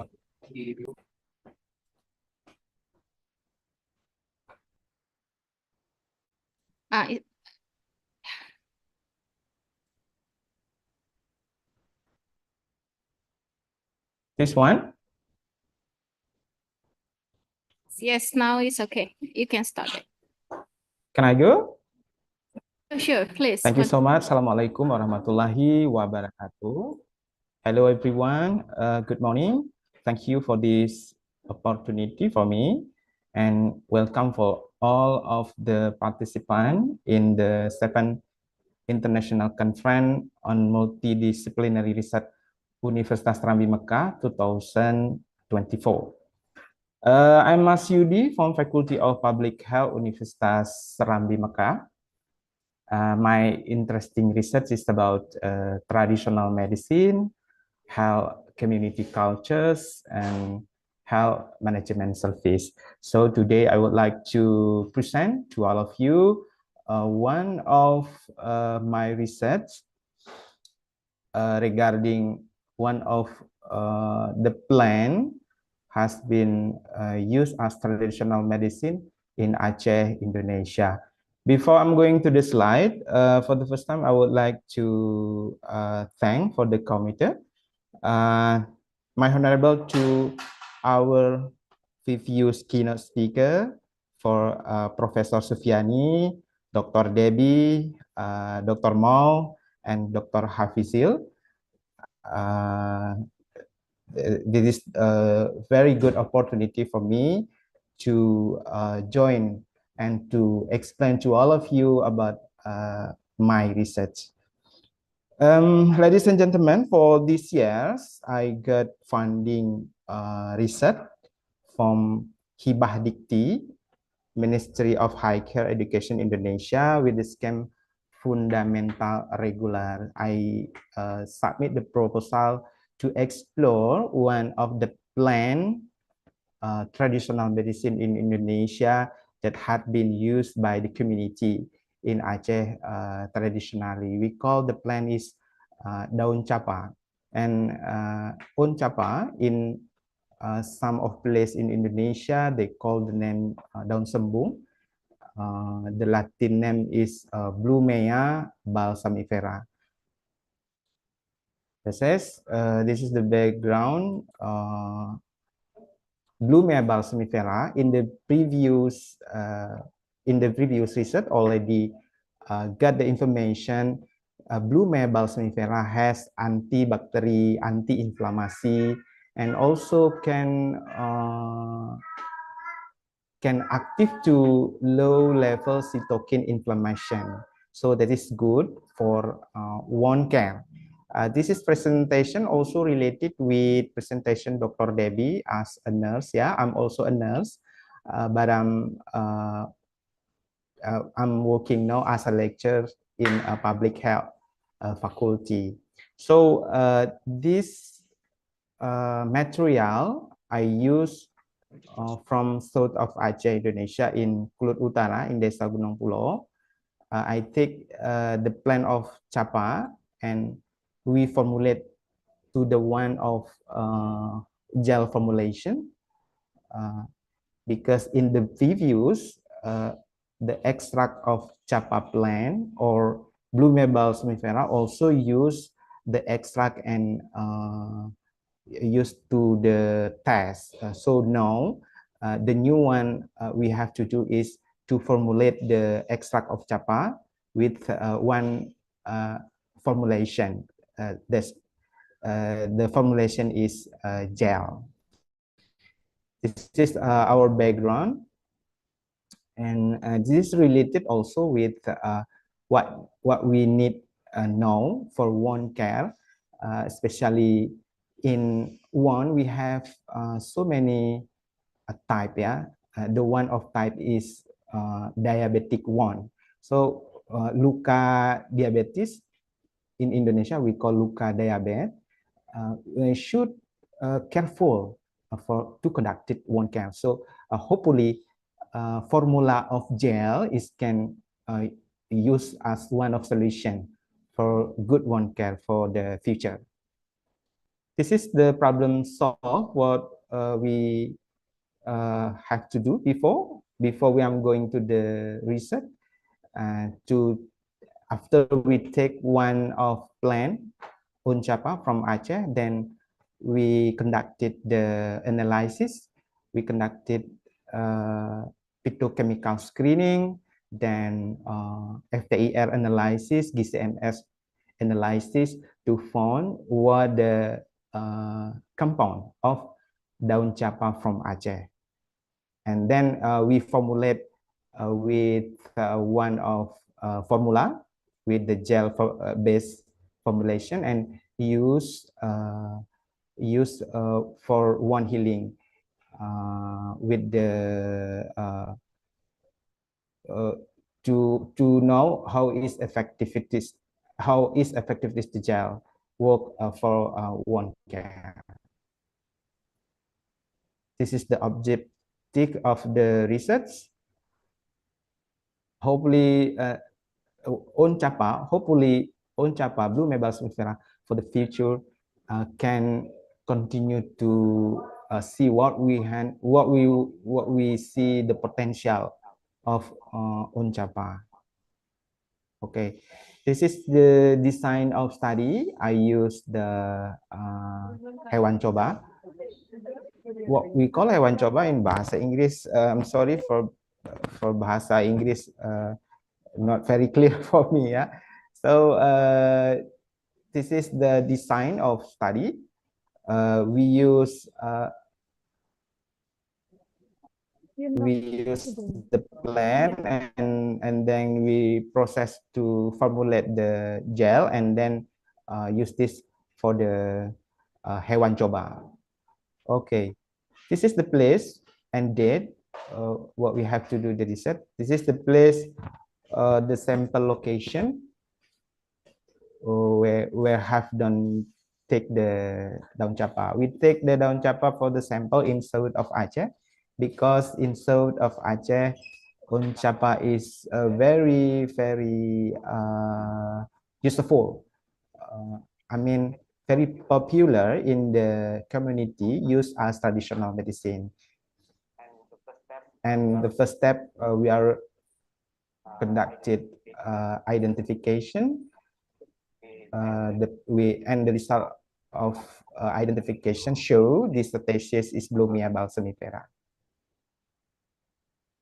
This is our process before we are formulate as a gel. So the plant of chapa, we sorted, then drying, and then we conducted maceration to take the extract of daun chapa. Okay. Before we are going to formulate as a gel, the extract should be have water level under 10%. This is the criteria, and also the ash water level and ash content. Ash content maksudnya debu ini kalau bahasa Indonesia. Sorry, I mix bahasa Indonesia and bahasa Inggris ya. Okay, this is the result what we have to do after phytochemical screening that we found steroid, flavonoid, tannin from the extract of chapa. As we know, this content is useful for wound care as antibacteria. It means daun chapa from Aceh, have antibacteria and have potential as if we want to formulate for the one medicine in the futures. And also we conducted FTIR analysis. This is only to confirmation what the content of the extract, and from this one we got this analysis confirmation have flavonoid and also alkaloid and others content in chemical content. There's function for wound healing and wound care. And also we conducted GCMS and from GCMS analysis also, the conclusion is we got in Chapa plant from Aceh has contained L. borneo, carpolin, camphor, and also sinole. And from previous research, this content as working for the wound healing as antibacterial and anti-inflammation. We also conducted antibacterial testing, and this is confirmed. Chapa plant from Aceh, extract chapa plant from Aceh also has antibacterial activity. After we confirm the chapa plant from Aceh has antibacterial and have containing what we need for wound care.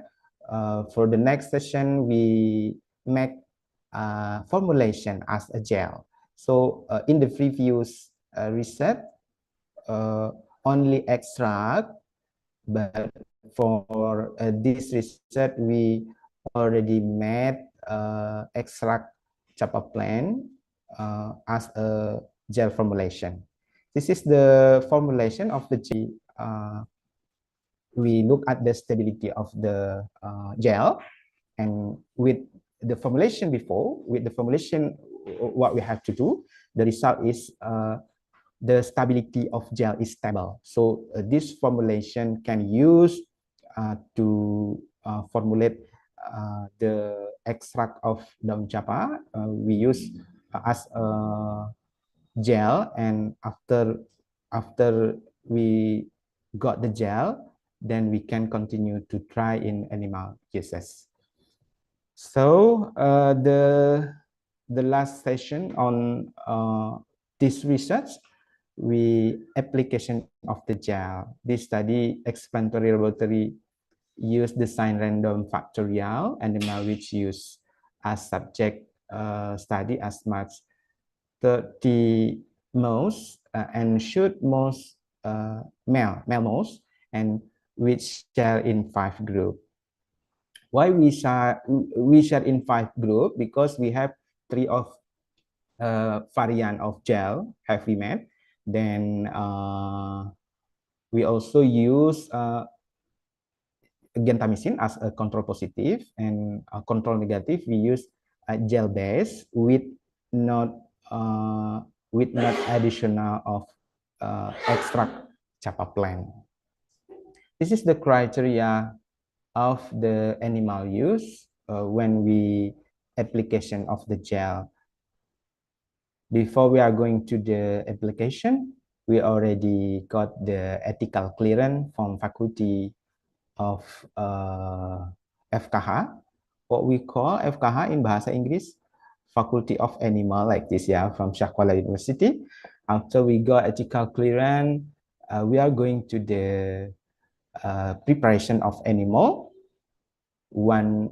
The first week, just adaptation, and then we made the one. So we use 5 group animal, and this is the this is the step how to making one incision, and after that we application of the gel. Okay. After we made the one on the animal, then we conducted wound care 2 times a day. We apply the gel in the morning and in the afternoon, 2 times a day. Then after we apply the gel every afternoon, we conducted calculation how many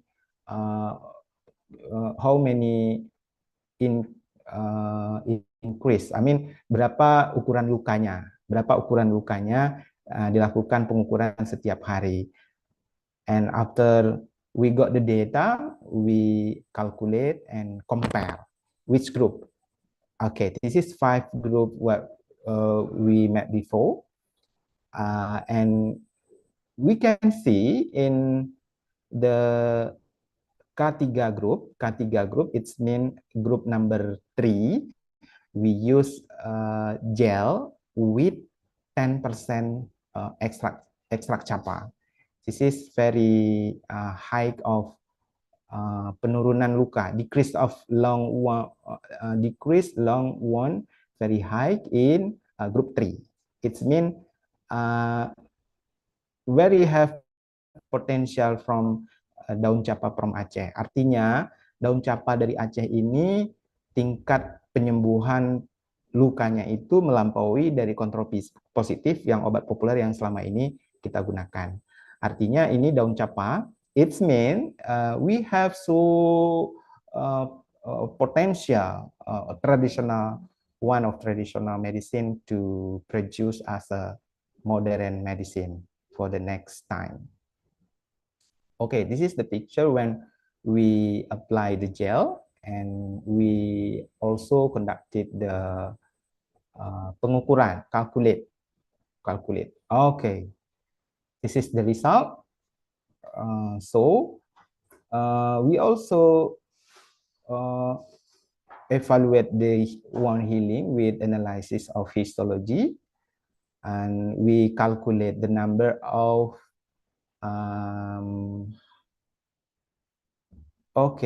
we calculate the number of fibroblasts, fibroblasts and angiogenesis. This is in the cycle. This is the fibroblast.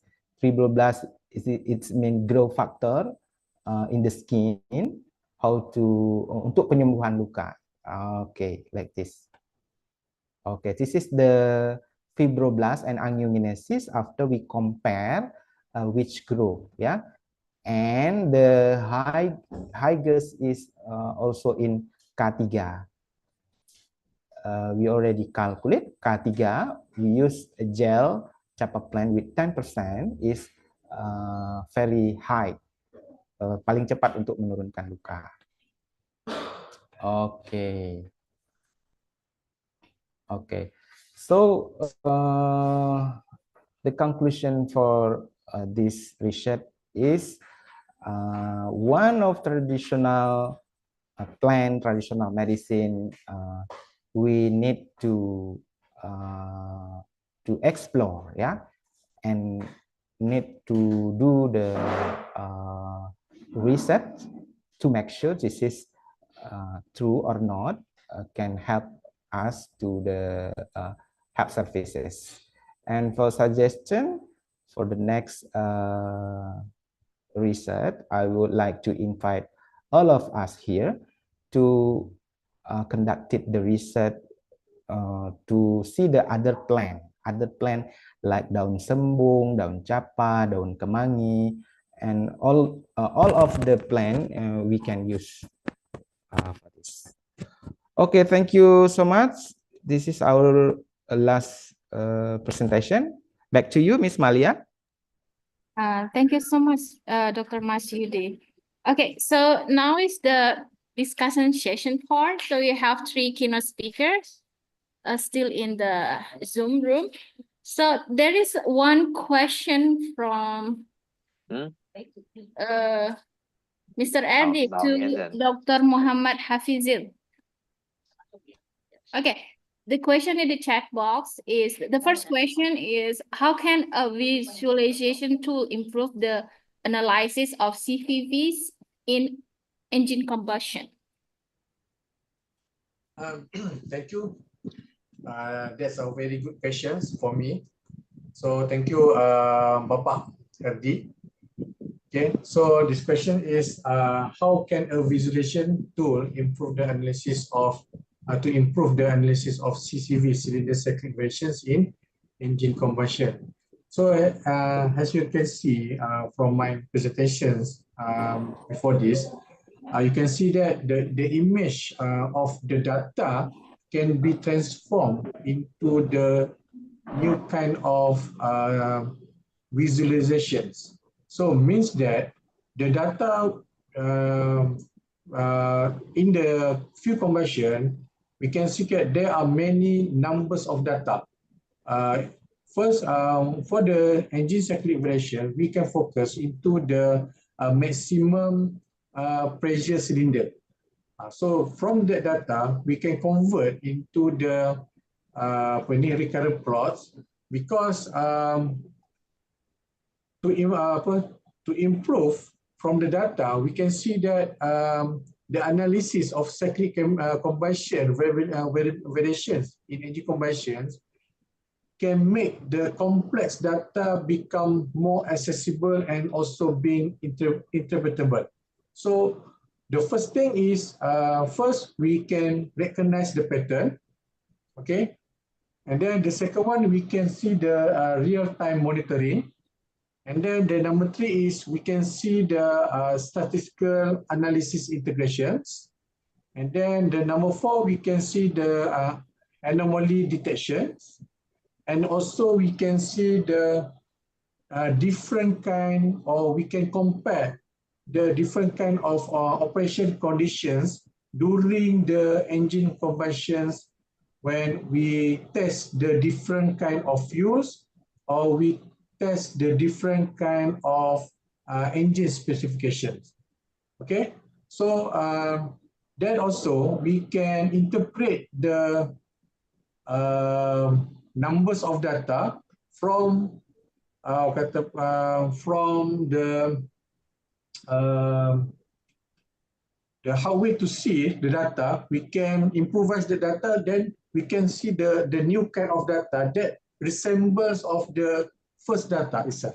So this is the main functions of the recurrent plot itself.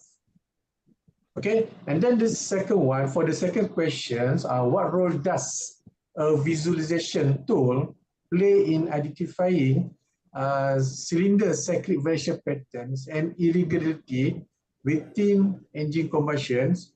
So a visualization tool plays a crucial role in identifying cyclic or cylinder cyclic variations, patterns, and irregularities by transforming complex combustion data into the accessible visual formats. So how the recurrent plot contributes to identifying this kind of data into different kind of patterns, or how to resemble the irregularities into different kind of image that can be interpreted by looking that to the image. So the first one is we can the tool can highlight the variability across the cycles. Okay, and then the number 2 is the tool also can identify the irregular patterns and also the cluster the detections of the data. And number 4 is the tool can detect the trend analysis over the time, and also to correlate the mapping between different kind of operating conditions between the fuel combustion and also when comparing different kind of fuels. So these are the reason why we use the recurrent plot, which we want to interpret the complex of data into different kind of image that can be read or can be displayed or can be analyzed through the data itself. So that is the answers referring to the questions from Pak Herdi. Thank you very much.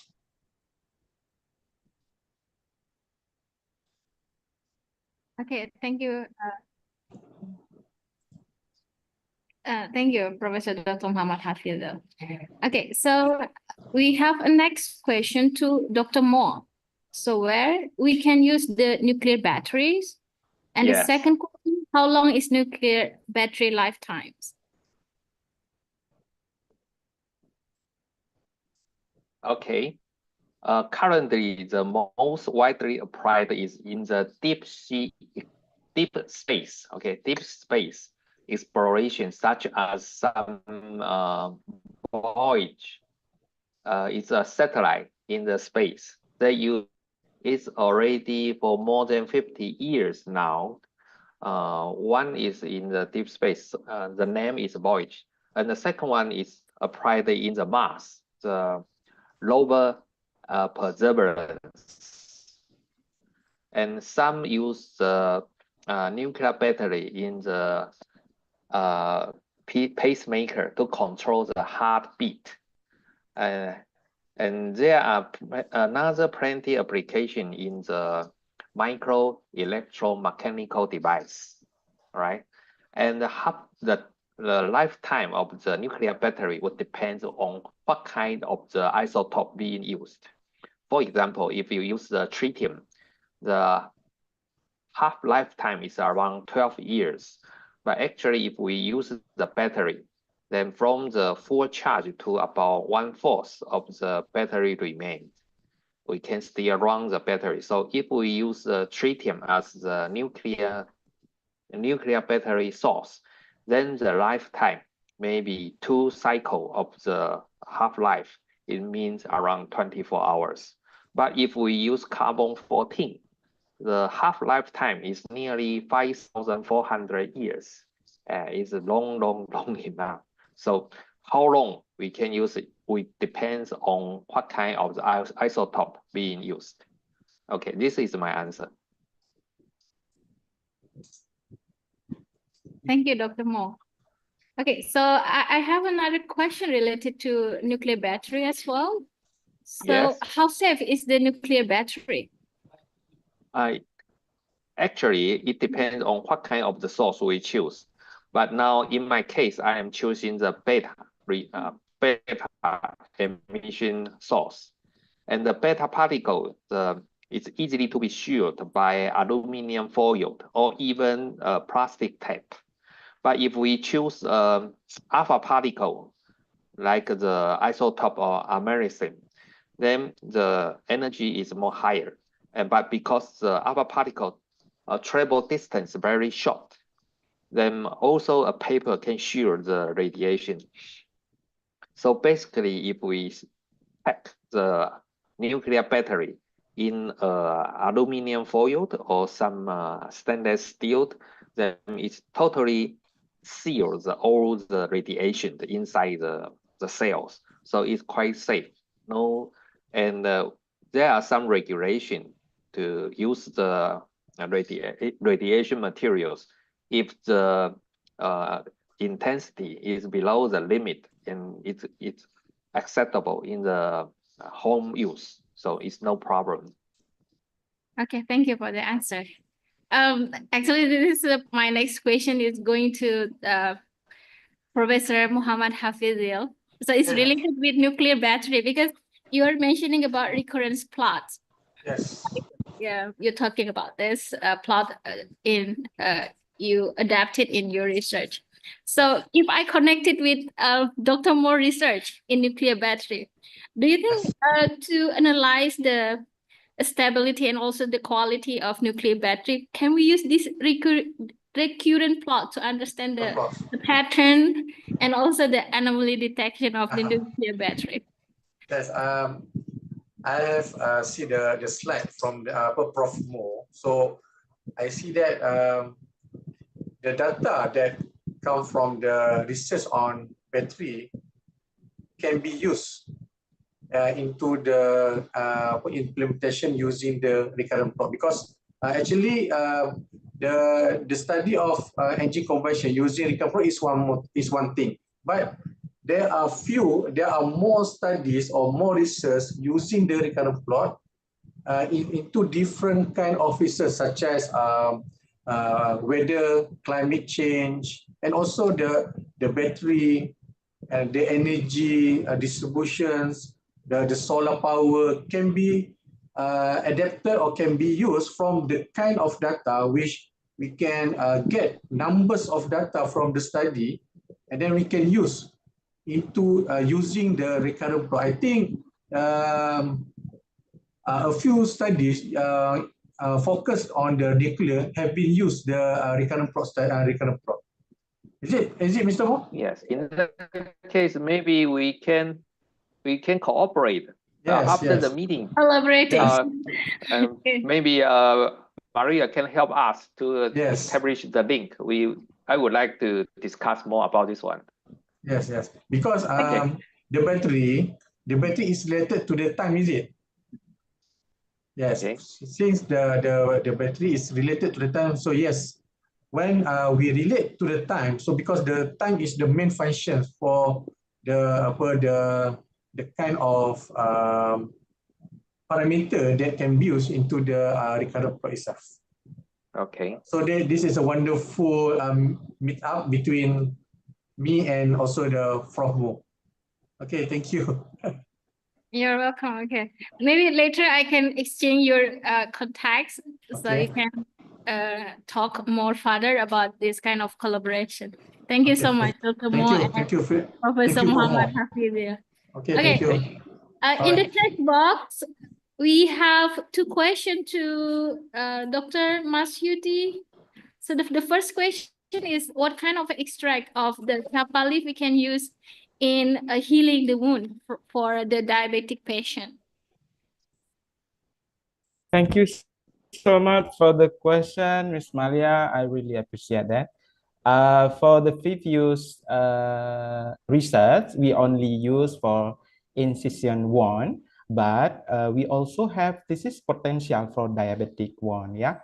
Because when we formulate with the gel is have a good deliver the medicinal content and also have the same pH what we call in bahasa Inggris pH daripada gel with the skin is the same. So this is very potential for the next. I will continue to conduct the research with on Japa for the futures. We need also down Japa we also can solve the diabetic one. Thank you so much. Okay, thank you. We have the second question for Dr. Masyudi as well. This is from Dr. Wahyu Khalifa. So her question is, how the chapa leaf are traditionally processed by the people of Aceh and how to encourage people to cultivate the chapa leaves. Thank you so much, Dr. Kafida, my friend. Hello. So in traditional chapa leaf that use bahasa Indonesia aja ya, because in Acehnese when someone get gatal-gatal and kudis, they use this as a traditional medicine. They upi-upi. What we call upi-upi in bahasa Inggris is difficult ya, because this is plant of very traditional, and this use the waters from the chapa leaf as traditional. That's why we need to conduct the research as science ya, ilmiah, yang secara ilmiah. So for the future we need to produce the content of chapa leaf as a tropical medicine. Tropical is mean medicine used by the skin. Obat luar. I mean obat luar. Okay.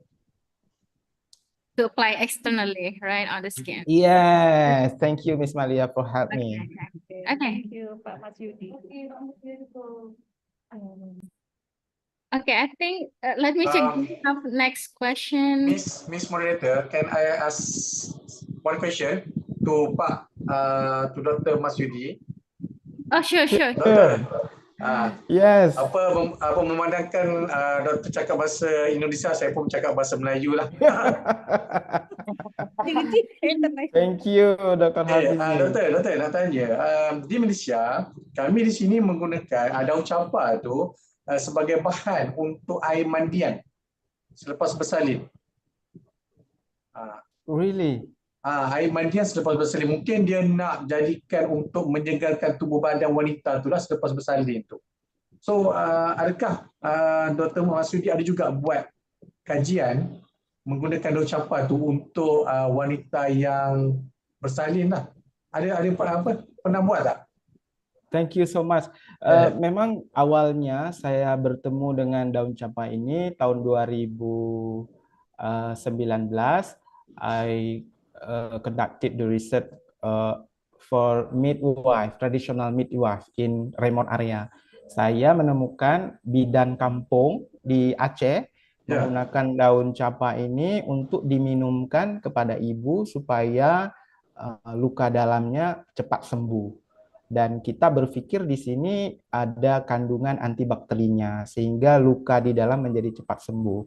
Kalau yang kita temukan di Malaysia seperti Dr. Hafizi sampaikan, untuk menambah semangat untuk air mandi, saya pikir itu juga related ya, karena ada antibakterinya seperti sekarang banyak sabun cair yang digunakan untuk mandi supaya kuman-kuman dan bakteri menjadi hilang. Untuk yang seperti itu mungkin ini menjadi tambahan referensi untuk saya. Thank you so much. We can continue to lakukan riset selanjutnya. Mudah-mudahan nanti kita bisa berkolaborasi nih dengan Dr. Hafizi di Malaysia, insya Allah. Oke, terima kasih Dokter. Thank you so much. Thank you. Thank you for all keynote speakers. Yeah, that's right. I think Prof. Hafizil dengan Dr. Masyudi bisa collaborate together. Boleh lah? Insya Allah. So, Prof. Hafizil bisa buat like recurrent plot to detect how is the healing process of the daun campa. Boleh ke? Boleh lah, boleh. What we call in Malaysia daun campa, Dr. Hafizi? Still call daun campa juga. Daun campa juga. Daun campa. It mean Acehese and Malaysia have culture ya, dekat culture. Masih lagi dikata daun campa juga tu. Iya. Kalau di Jawa daun sembung. Daun sembung. Oh, daun sembung. Okay. All right. So, any other question maybe from the other keynote speaker to give the question to each other? Okay, if there is no longer question, so we would like to resume our plenary session for today. And before that, I would like to invite 3 keynote speakers to take the picture together.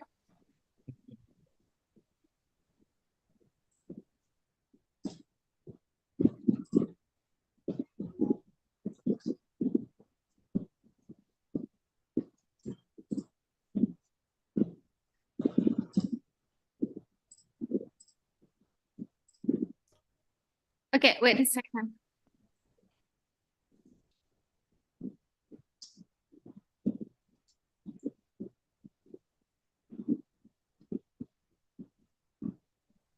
Okay, 1, 2, 3.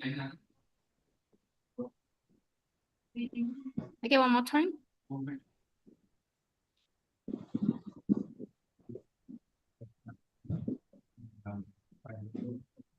Thank you so much. Okay. Thank you.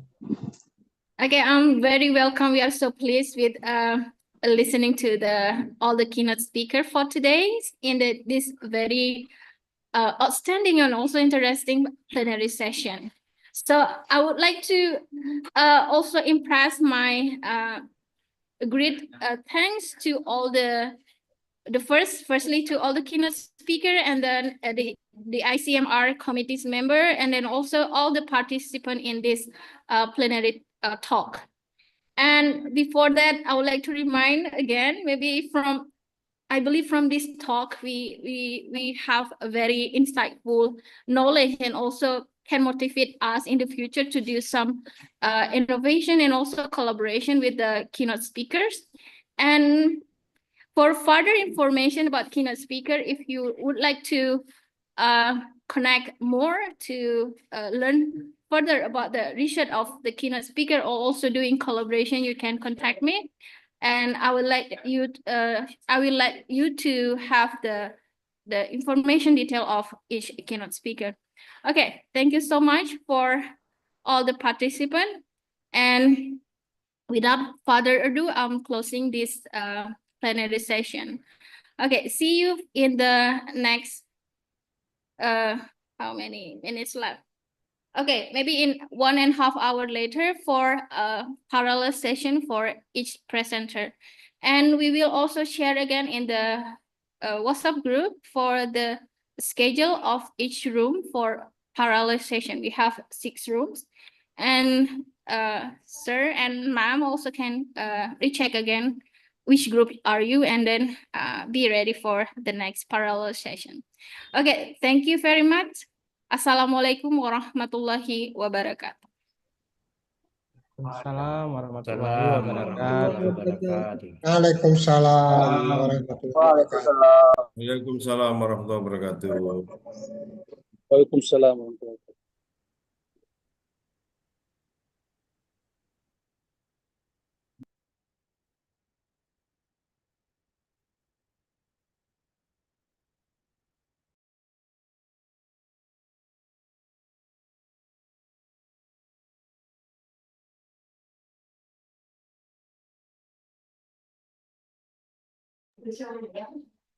For all the presenter, I would like to remind that the link you can use for the Zoom, we use the same link. For parallel session in the afternoon, we start at 2 p.m.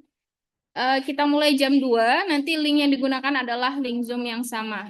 Setelah masuk link Zoom, nanti akan dibagi setiap ada 6 breakout room. Oke, terima kasih. Dan yang belum presensi, attendance-nya ada link di chat room. Silakan diisi masing-masing. Terima kasih, sampai jumpa nanti jam 2 siang.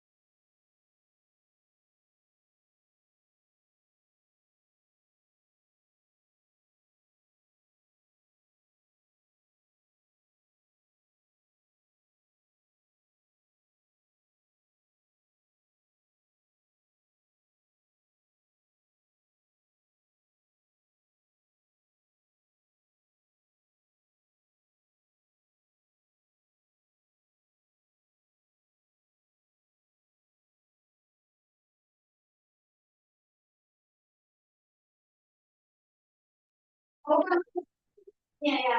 Ya.